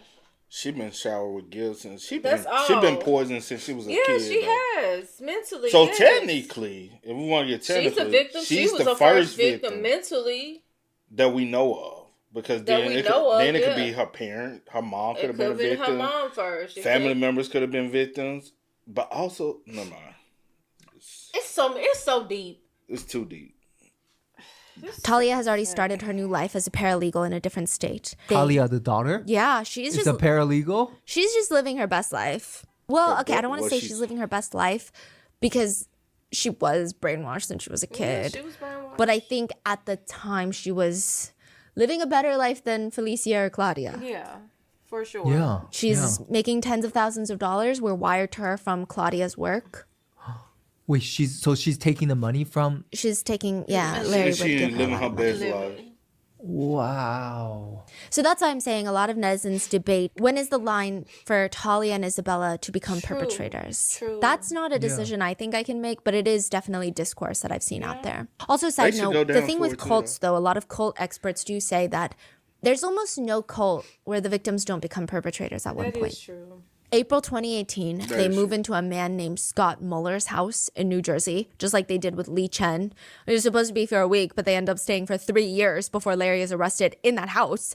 They start doing yard work at Scott's house too, by the way, and they just got full-size bulldozers ripping up the carpet. I mean, the whole thing is an absolute mess. The property looked insane. A friend of Scott said, what started out as them planting 20 trees, a year later, there was like a 20 by 10 foot deep hole in the backyard. All the trees are gone. All the grass is torn up. Some of the trees were planted, but not many. And Scott had to rent commercial grade equipment to do this. The running joke was, they better be burying bodies in the backyard. They had a dump truck, an excavator, a backhoe, external generator, concrete mixer, and then you would show up and Isabella is on the backhoe just naked. Butt naked, doing construction work. So naturally, a lot of middle-aged guys start showing up. Oh, God. What? They said, those girls, Isabella and Felicia, they did whatever Larry wanted. Larry would sit there and say things like, do you guys need anything? Can Isabella help you with anything? February 11th, 2020, Larry is arrested on 9 counts of extortion, conspiracy, forced labor, sex trafficking, and money laundering. Isabella and Felicia were in the house with him when the FBI came. The FBI confiscated about 12 terabytes of data from the house. A lot of them were videos, pictures, and written letters by the cult members. After Larry was taken into custody, the two of them, Isabella and Felicia, they stay in the house determined to fix things, to get Larry out, to get the truth out there. Isabella would say, if Lawrence were here in front of me right now, I would tell him how sorry I am that he's going through this and that he's being put through this and that it's not fucking fair, and tell him that no matter what happens or doesn't happen, in no way am I straying from the truth because I know what happened and I know that he didn't do those things he's being accused of. When I think about Lawrence, I mean, my heart is breaking. He's in prison innocently. It feels like a Twilight Zone, really. Isabella has zero contact with her mom, her former friends, and family. She just has Larry. And she says, Larry is someone I trust completely in all different contexts. Personally, sexually, just in whatever context you can think of, I trust him. And I care for him very deeply. Which is alarming because Larry would tell people that Felicia was his common-law wife and Isabella was basically like his daughter. He said he, quote, assumed guardianship over her. Felicia was on the same page as Isabella when he was arrested. She argued that the padlock on their fridge, even in this house, is so that strangers can't come in and put poison in their food. She also stated, I haven't worked as a practicing doctor since 2012 because I was poisoned. I'm sure they're going to try and blame Larry and for me not practicing, but really, he was always my support system. People go to the house to interview them and it's abysmal. The house is horrendous. And she says, oh yeah, the grass was taken up multiple times because we didn't put it down correctly. Isabella and I worked with Larry, worked through the day, worked through the night, into the morning, and he would take it all back again, the grass, if it wasn't done correctly. But he just always had this can-do attitude. That's why the Marine Corps called on him routinely. That's also why NATO called on him routinely. Or that's like Gorbachev. That's why they were so close. They worked together so well. Because Larry's like, okay, you need something done? I'll figure it out. He was always very encouraging. Had it not been for Larry, my husband, I don't know where I'd be. I love him very much. He is the best. No matter what people say, I don't care. They don't know him. I do. They say Larry Ray brainwashed me or whatever it is they say. They ask my parents and I'm like, I haven't spoken to them in years, so many, many years, and for good reason. They participated in poisoning me, my parents. They participated in hurting me and my family, this is my family. I'm a victim of poisoning. And of Claudia and Santos and Yalitza and Bernie Carrick and my parents, that's who I'm a victim of. I'm not a victim of Lawrence. I'm prepared to do everything I can to make sure that the right thing happens here. I will not stop until everyone knows the truth and justice is served. Wow. Pseudologia fantastica, that is what the defense claimed Larry was diagnosed with. Otherwise known... What is it? It's otherwise known as pathological lying. That's what they claim Larry has, along with narcissistic personality disorder and histrionic personality disorder. The whole trial was a mess. Larry would claim that all of this was happening because he too was a victim. His grandfather assaulted him as a child. His grandma would beat him with a cat o' nine tails, which is like a whip with 9 knotted cords at the end, mainly used to flog people. Larry claims that sometimes whenever he did something that angered his grandma, anything at all, she would grab him by the collar and kick him out of the house and make him sleep on the porch. They said his poisoning fixation conspiracy is rooted in the fact that Larry's mom would sneak laxatives into muffins and cupcakes, remember? So he's not being paranoid for no reason. This is what they're arguing in court. To which prosecutors would argue, his abuse that he claims he suffered through bears a striking resemblance to the conduct underlying the offenses he now stands convicted of.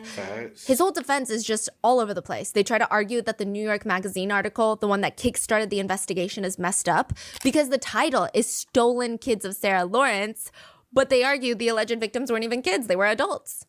Also, the defense argues, for the past several years, the press has villainized Mr. Ray. The cascade of unflattering photographs and stories demonizing Mr. Ray has begun before his arrest and has continued long after this trial ended. He also argues that Felicia was doing everything, harming herself, recording these videos with strangers, willingly ruining her life to compete with Isabella for Larry's love. Oh, wow. At one part, the defense has the audacity to say, and I quote, "This isn't a crime. It's not sexual abuse. It's not forced labor." When the prosecution was puzzled and bamboozled on why Larry continued to live with his alleged poisoners that he was accusing of trying to murder him, why would he have dinners with them? Why would he live under the same roof as them? You know, that doesn't make sense. That doesn't fall under a reasonable line of logic, does it? The defense argued, you know that saying? Keep your friends close, but your enemies closer. Oh my God. As for the poisoning, there was no conclusive evidence to suggest that any of them were poisoned. But there were pages upon pages of evidence that Larry trafficked Claudia and made millions of dollars off of her. None of that was used for medical expenses related to poisoning. None of it was used to purchase medicine or medical equipment or find specialists for poisoning. Most of it was spent on living expenses, food, fancy hotels, fancy restaurants, and a lot of shopping.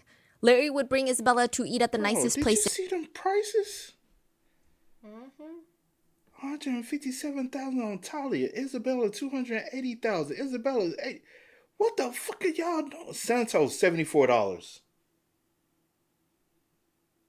Oh, is this money? These are transfers. So It's the amount that he was getting from them from 2011 to 2020. These are transfers. It was 1,400 transfers, equal to almost $1 million. How the fuck are they getting this money? Or is he transferring this? I didn't know. I don't know. I was like, is he transferring to them or he transferring? But anyway, regardless of the fact, still a lot of money. Whichever way, if it's one way or the other. Fancy hotels, fancy restaurants, and a lot of shopping. Larry would bring Isabella to eat at the nicest places, buy the nicest clothing. He also received $300,000 from the Rosario parents and another $40,000 from Santos personally. Wow. Okay, what are you? There is a Hulu documentary called Stolen Youth, and it's really fascinating because while they're filming, they interview Felicia. The first time they go to see her, she's in the weird New Jersey house with the giant holes everywhere, and she's explaining, oh, Larry loves me. Larry's the love of my life, and we're pulling up the grass because Larry is such a dedicated man. That's why Nato loves him. And the next time they interview her, a few weeks later, she's slowly questioning what's real and what's a lie. Then the next time they see her, she's going to therapy and realizes that Larry has fully brainwashed her. Felicia would state, I would say that I regressed. I became more childlike to deal with what was going on around me. Little by little, Larry had taken over my mind, and I didn't even know how he did it. He made me feel like there were truly people after me, people were coming to hurt me, and that people had hurt me in the past. She said, some parts are complete blanks. I mean, some of the video clips I see, I don't even remember those things happening to me. It's admirable. I mean, very fascinating how Felicia is putting together the pieces of her life because she was gaslit to a huge degree. And when she first got out, it was very hard for her to distinguish what was Larry's lie and what is reality. And being an intelligent medical student, she created this system. She has a stack of files. Each one are labeled with a year. Each one, she has written down all the facts that she knows are true from that year. So she's rebuilding her memory? Yes, trying to distinguish between what's a lie, what's a fact. Wow. That's been helping her realize that he brainwashed her into believing so many things that aren't true. She said with Larry, it was always the same pattern. He would throw her on the ground, leave her there to rot, and then he would be the one to pick her up later. Or her hair. Hair is a big thing for Dominican women. Felicia said, with Larry, I was so out of it. My hair was a ball, like a bird's nest. He watched me grow this knot and then did nothing. And then he was like, okay, now I will rescue you. And he combed out all the knots himself. He would say things like, see how I take care of you? I spent a whole week taking those knots out of your hair. That's how much I love you. No, that doesn't give you the right to hurt anyone else, and no one else deserves to be hurt because of your problems. I don't want to hurt anybody anymore. I don't. I just want to get better. Felicia is now free from Larry land. That's what she calls it. But her school loans were defaulted on. Her credit is ruined. Getting her life back on track, even with those impressive degrees, is going to be a huge challenge. Even just going to public restrooms gives her panic attacks because Larry would force her to have intimate relations in public restrooms with strangers. But Isabella would not get away. Daniel said, observing Isabella's dynamic in the group with Larry, there was a clear blurring between father and daughter, boyfriend and girlfriend. I mean, Isabella was so desperate to be Larry's person. She would constantly ask Larry about what they were and if they can make it official. She would ask him, when can we finally tell people about our relationship? We don't have one, so there's nothing to tell. There'd be times where even receiving Larry's love, she seemed so thankful. Larry would tell her, Isabella, I love you. I care a great deal about you. Yeah? Yeah, I'm proud of you, Isabella. You did good. And because she refuses to testify against Lawrence Ray, she becomes charged as a co-conspirator. It does appear that the fact that her voice can be heard or she's holding the camera when a lot of the abusive incidents take place, it seems like that also played a huge factor, to which Isabella initially stated, I'm faced with the decision to either cooperate with the prosecution's efforts, which is based on these completely false allegations, or risk being charged along with Lawrence as a co-conspirator, and risk myself up to life in prison if convicted. She chose not to testify against Lawrence. Wow. I wonder, because he has all these videos of all of them and everything, right? Yeah. And he video even the abuse. I wonder, did he ever video her being abused? I don't know. Because most of the time, she's the one holding the camera. The camera. She's we seen Santos on camera. We seen Daniel on camera. We see Claudia on camera. Felicia. We don't see Valicia. No, I don't see her. But that doesn't mean but we never see Isabella. Nope. Unless I have to do some digging. Yeah, it may be something out there that just wasn't shown in this video. Yeah. But because there's so much stuff. What you got? 12 terabytes? Yeah. But what if she's never, because he never like physically did the stuff that he did with them. I mean, it was stated she was favored, so I mean, she didn't get it, I guess, as bad, but maybe like a little mental, verbal here and there. But I do wonder. That is a good question for them to say, "Hey, testify," or you look as a co, because we don't have anything about you. We got you holding the tape. We got you like egging even it on. Even the text message that you sent Claudia after. Even though I'm looking at it as in of. Yeah, it's coming from her phone, but Larry could have access to her phone. True. I was thinking about that. And we do know, as far as like you being also brainwashed as well. Yeah. For you now to know that this is what. And you still refuse? And you still refusing. Yeah. Meanwhile, Larry's out here doing the absolute most during the trial. If there is a testimony or video clip of the victims that he doesn't like the way it presents him, he fakes a seizure. He was ushered out of the courthouse twice on a stretcher with an oxygen mask on with his tongue hanging out. An assistant professor of neurology at Cornell wrote to the judge after an evaluation of Larry's state, and they wrote, I believe that Larry's behaviors, or at least some of them, may be a result of malingering. What is malingering? Falsifying or exaggerating a condition for personal gain. Lying.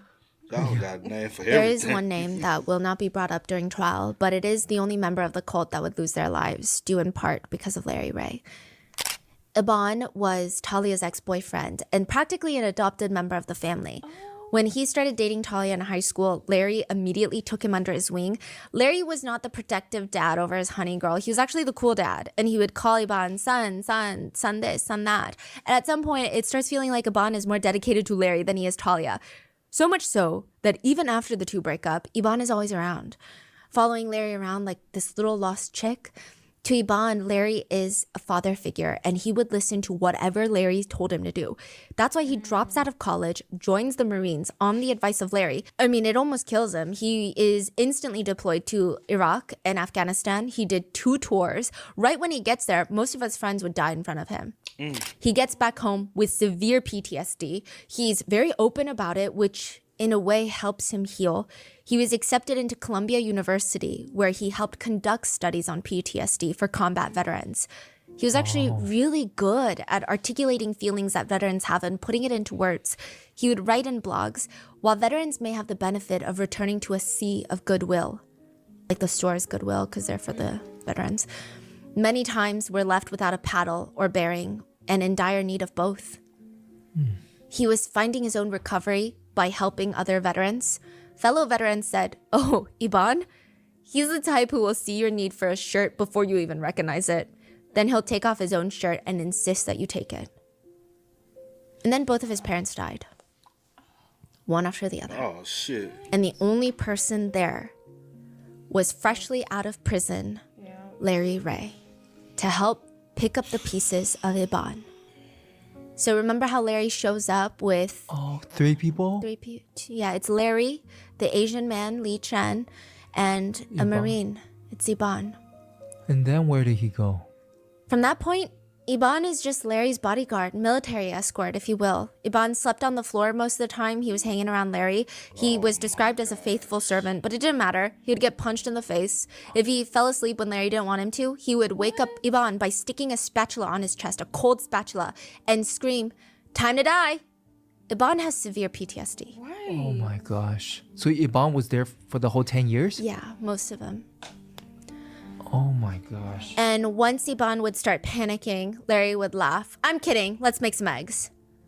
When Larry was arrested, Iban fully believed this was part of the government's conspiracy against Larry. Iban himself believed he had been poisoned. The stress of believing he had been poisoned, the PTSD, the situation of him being completely shut off from any other veterans or anyone that can help him because of Larry, all of that takes a massive toll. One of Iban's close friends, William, said the night that Larry was arrested, I mean, he was so happy because Iban was no longer going to be under his control, but he was so concerned. The level of devotion Iban had to Larry was inexplainable.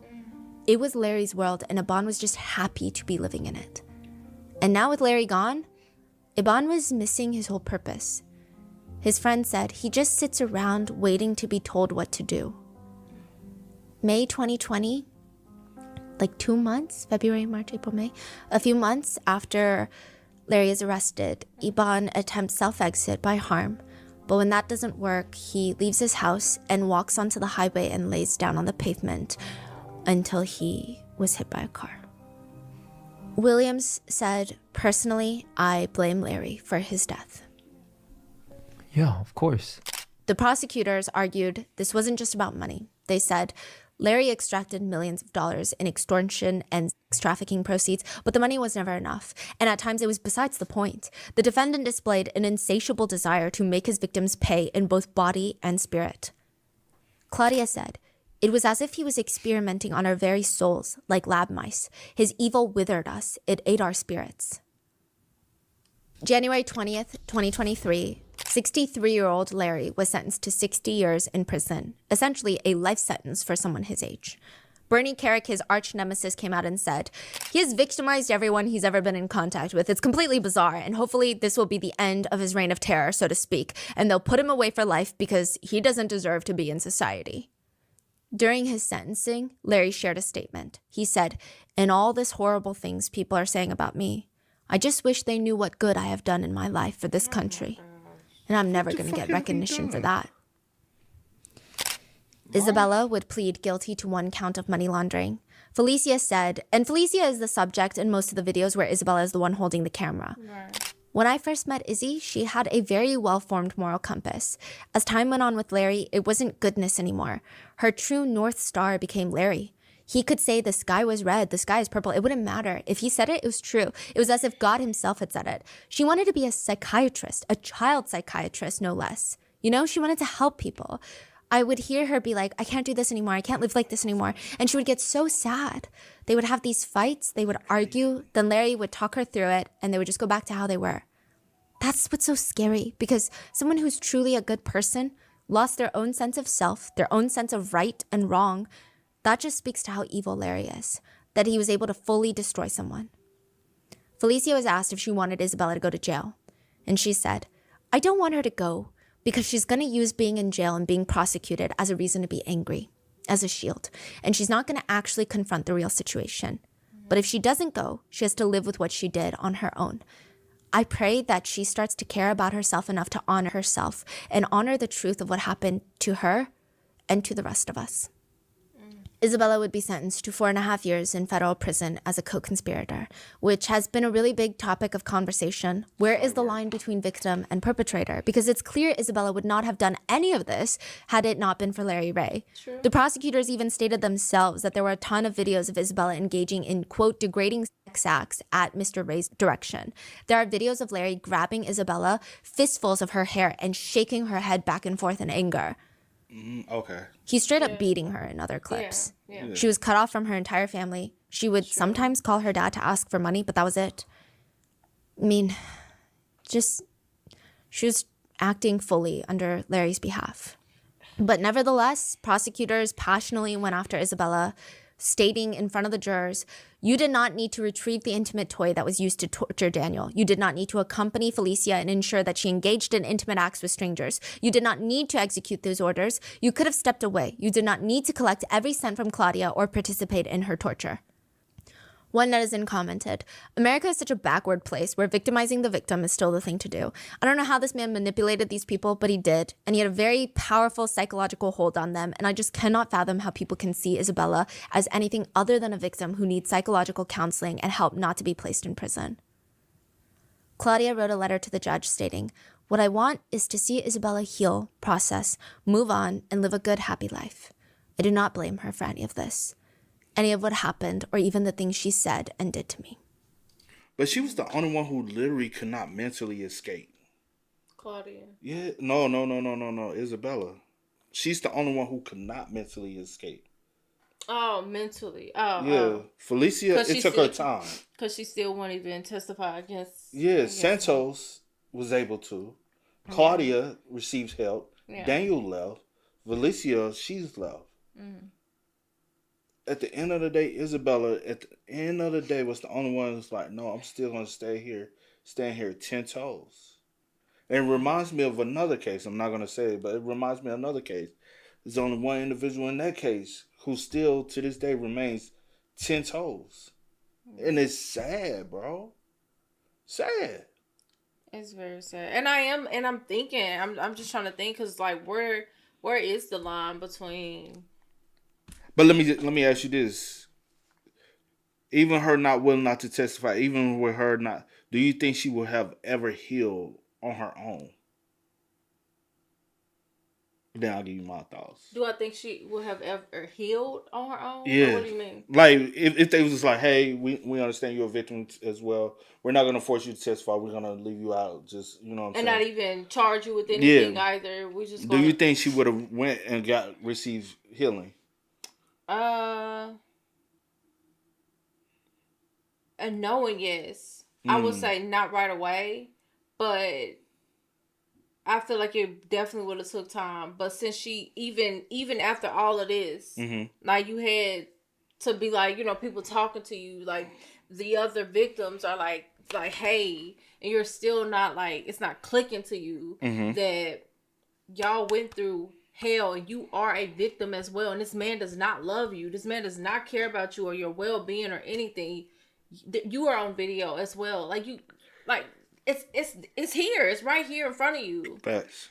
And still for you to not even, like, no, that didn't happen, or no, I'm still not gonna, or no, I don't know, I can't answer that. Well, I'll say, me looking at it, what I would perceive You feel like no. I feel like no, and I feel like she would have tried to stay in communication with him in some way. And who says eventually, maybe, but that being 2023, this being 2025, I think she still would have tried to be by his side because she wanted to be his first lady. Still to the day even though you knew you and Felicia was down there on the same page, you wanted to show him your loyalty more than she did because you wanted to be held up higher. Do you think because you want to be his wife? Do you think her being the daughter's best friend also plays a role in one also that even though he was abusive to her, he still kind of favored her a little bit more because maybe she was the daughter's best friend? And also, do you think that her loyalty was so much with him and she didn't want to testify because she's also best friends with the daughter? No. You don't think let me say this. The brainwashing? No, let me say. Go ahead. I think it's because at the end of the day, she was the first. A lot of times they cherish the first. I'm saying out of the group. Mm-hmm. Remember, she was the one he got closest to first. Yeah. He started spending time with her individually first. So those, like a lot of times, they cherish the first person the most out of everybody. Yeah, I do get that. But I'm saying, do you... Yeah, okay. I got you. Yeah, I get that. Yeah, she was the first, but... Yeah. I'm saying, like... I got you. No, I got you. The relationship she had with Talia... I don't think it necessarily weighed differently. That's just me, my personal opinion. I don't think it weighed differently whether or not he was going to treat her. I think it helped benefit, especially when they went on shopping sprees. Like, hey, because I feel like with her being the best friend, it also helped him get closer to her for her to be his first. But I do agree with you. I get what you're saying. But I don't know because I like... And everyone is different. Like, mentally, everyone is different. True. And I get with her being the first and him, like, really, like, whining and dining. And she really, like, feel whatever she's feeling. I guess in the end, like, her thing was, I don't know if she didn't feel like she had... I don't know, because I don't know. Like, when brainwashing is tricky. Like, I don't know. Everyone is not on... I think Claudia would have... comes out of it at different stages. I think Claudia would have been escaped if the physical beating wasn't so much. I think if it was just the psychological, she didn't really have to deal with the abuse like she was. I think she probably would have dealt. She would have been dealt. That's psychological, man. Be having a... I understand, but remember... Hold on. Remember what he put her through for 7 hours. Mm-hmm. That's psychological abuse with the physical, because that's meant to tear someone down mentally more than it is physically. Like this man is at the point where your life is literally in his hands. You know what's so crazy? Because he started off with the psychological. Like I'm talking about with all of them. And I wonder when did the physical start? Yeah, it's like even like turning them against their parents and their family and their other friends and stuff like that, dropping out of like all of that started, and then like, okay, got you, boom, then everything else on top of the psychological, on top of the physical, on top of it's just I feel so bad for them. My heart literally breaks for them because I would like to know because they just this is recent and you peep. A lot of these folks was going to school to be psychologists, and the fact that y'all was able to be broke down, that's for crazy. 10 years. That's crazy. That's a long time, man. But yeah, that's crazy. For any of this, any of what happened, or even the things she said and did to me. Wow. And it's crazy because Isabella said, at times I think about the future. If we get through this, Talia, Larry, and me watching TV, and Talia with her kids and I'm with mine. Things like that. You know, that's the what if. Things like that make me feel better. Like while she was in prison? Before her guilty plea. Oh. Since her guilty plea, she has publicly condemned Larry Ray for his actions. Okay. But I don't know if she means it. Claudia has reunited with her friends and family and has remained pretty private since. In 2021, Daniel published an incredibly devastating memoir called Slanham Woods 9, which was an invaluable resource for this case. Yulitsia graduated from Columbia. She is pursuing her career in the arts. Santos started a new job. Felicia is working as a management consultant and plans to return to medicine one day. Isabella and Larry are in jail, which leaves us with one person left. Talia Ray, Larry's daughter. She is another person that a lot of people have mixed feelings about because there are videos of her laughing at what's happening to her friends. She was under Larry Ray's influence the longest and she was his child, but there's evidence that she was profiting off of Claudia's work, spending tens of thousands of dollars on luxury goods. She introduced her friends to her father. Exactly. But again, this is That's the after problem I years have. and years of her father getting in her mind, turning her against her own mom.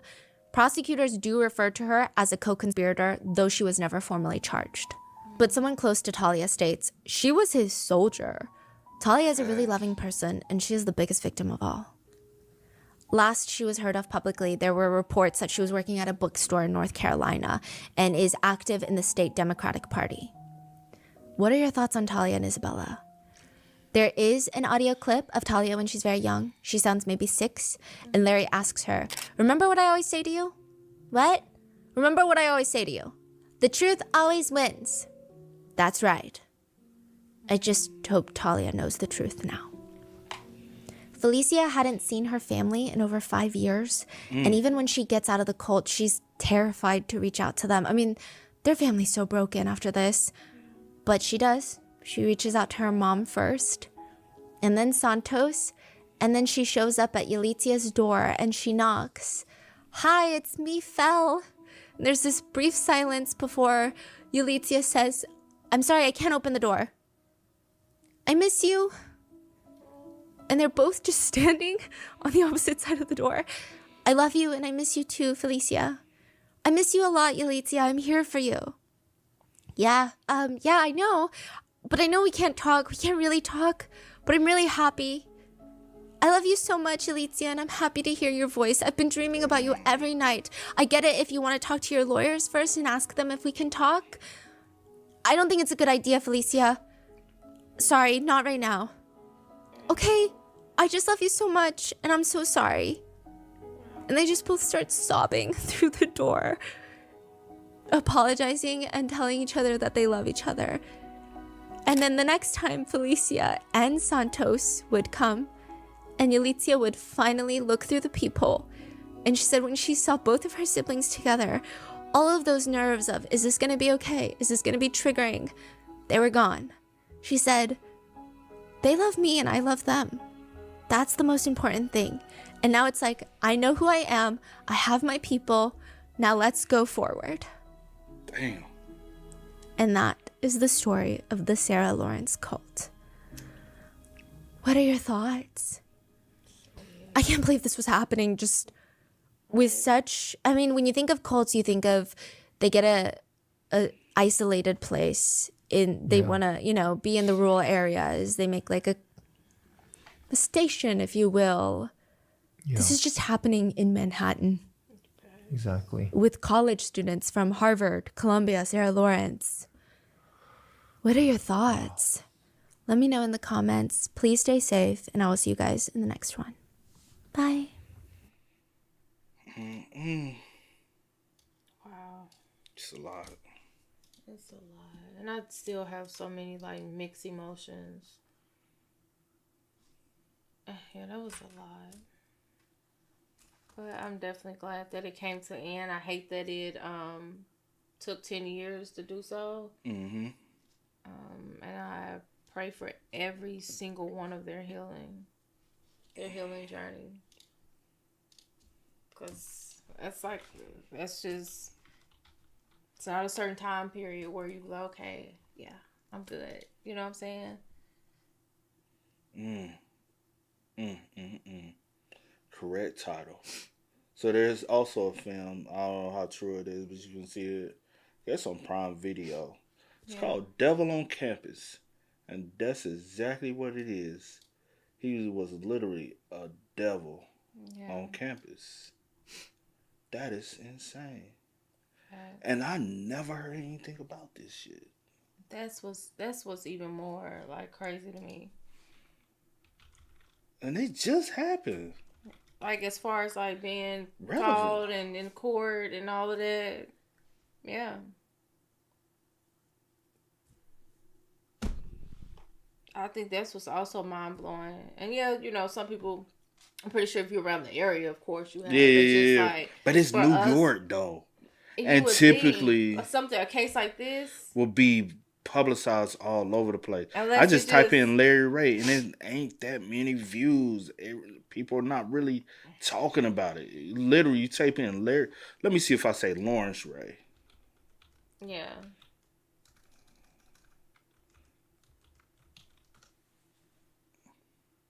No, I mean, it gets, but it's not like it should. Yeah. No, it's not being public. That is freaking insane, bro. A story like this, you would think, was so dark and demonic spirit as that individual. Facts though. Like average 2,000, 3,000. When you get views like that, at the most around 20,000, and that's a law and crime network, which is a big platform for stuff like that. So you think 2,000-3,000, nobody's caring. It's not that important. This is important because this can happen to anyone's child. Yeah. Like, if you never went to college, if you never been, like, you really don't understand, like, how easy this is to happen to anyone's child. And I want to say also, shout out to Gay, Max, Raven, and was Juliana also a part of taking them down? I can't remember for sure, but the friends, like, definitely, like, for them, like, going out, even trying to reach out to the detectives that kind of brushed them off or whatever case. But and I hope they were penalized for not taking it serious. Probably not. And then, and also, they were like, okay, this is not going to work. Okay, let's reach out to a friend. Let's put this journal. Mm-hmm. Let's put this out. But, yeah, shout out to them, because I do wonder if they didn't do that, how long would it have went? So, yeah. Facts. But hey, y'all spam us up. Y'all let us know y'all thoughts and opinions about it for us in the comments. Shout out to Stuart. My bad. I just want to give credit where credit due. Go ahead. But y'all spam us up. Y'all let us know y'all thoughts about it for us in the comment section down below. But until next time, y'all know how it go, man. I do go by the name DJ New Kid. This is Sierra Nicole. What you say it like that for? I said Sierra Nicole. But it's the manner you said it, though. I said my name. But as always, I do go by the name DJ New Kid. This is Sierra Nicole. We are. We are. Ain't no time to kick it, gotta stack a flip for my foes. Dollar, dollar, dollar, dollar. Please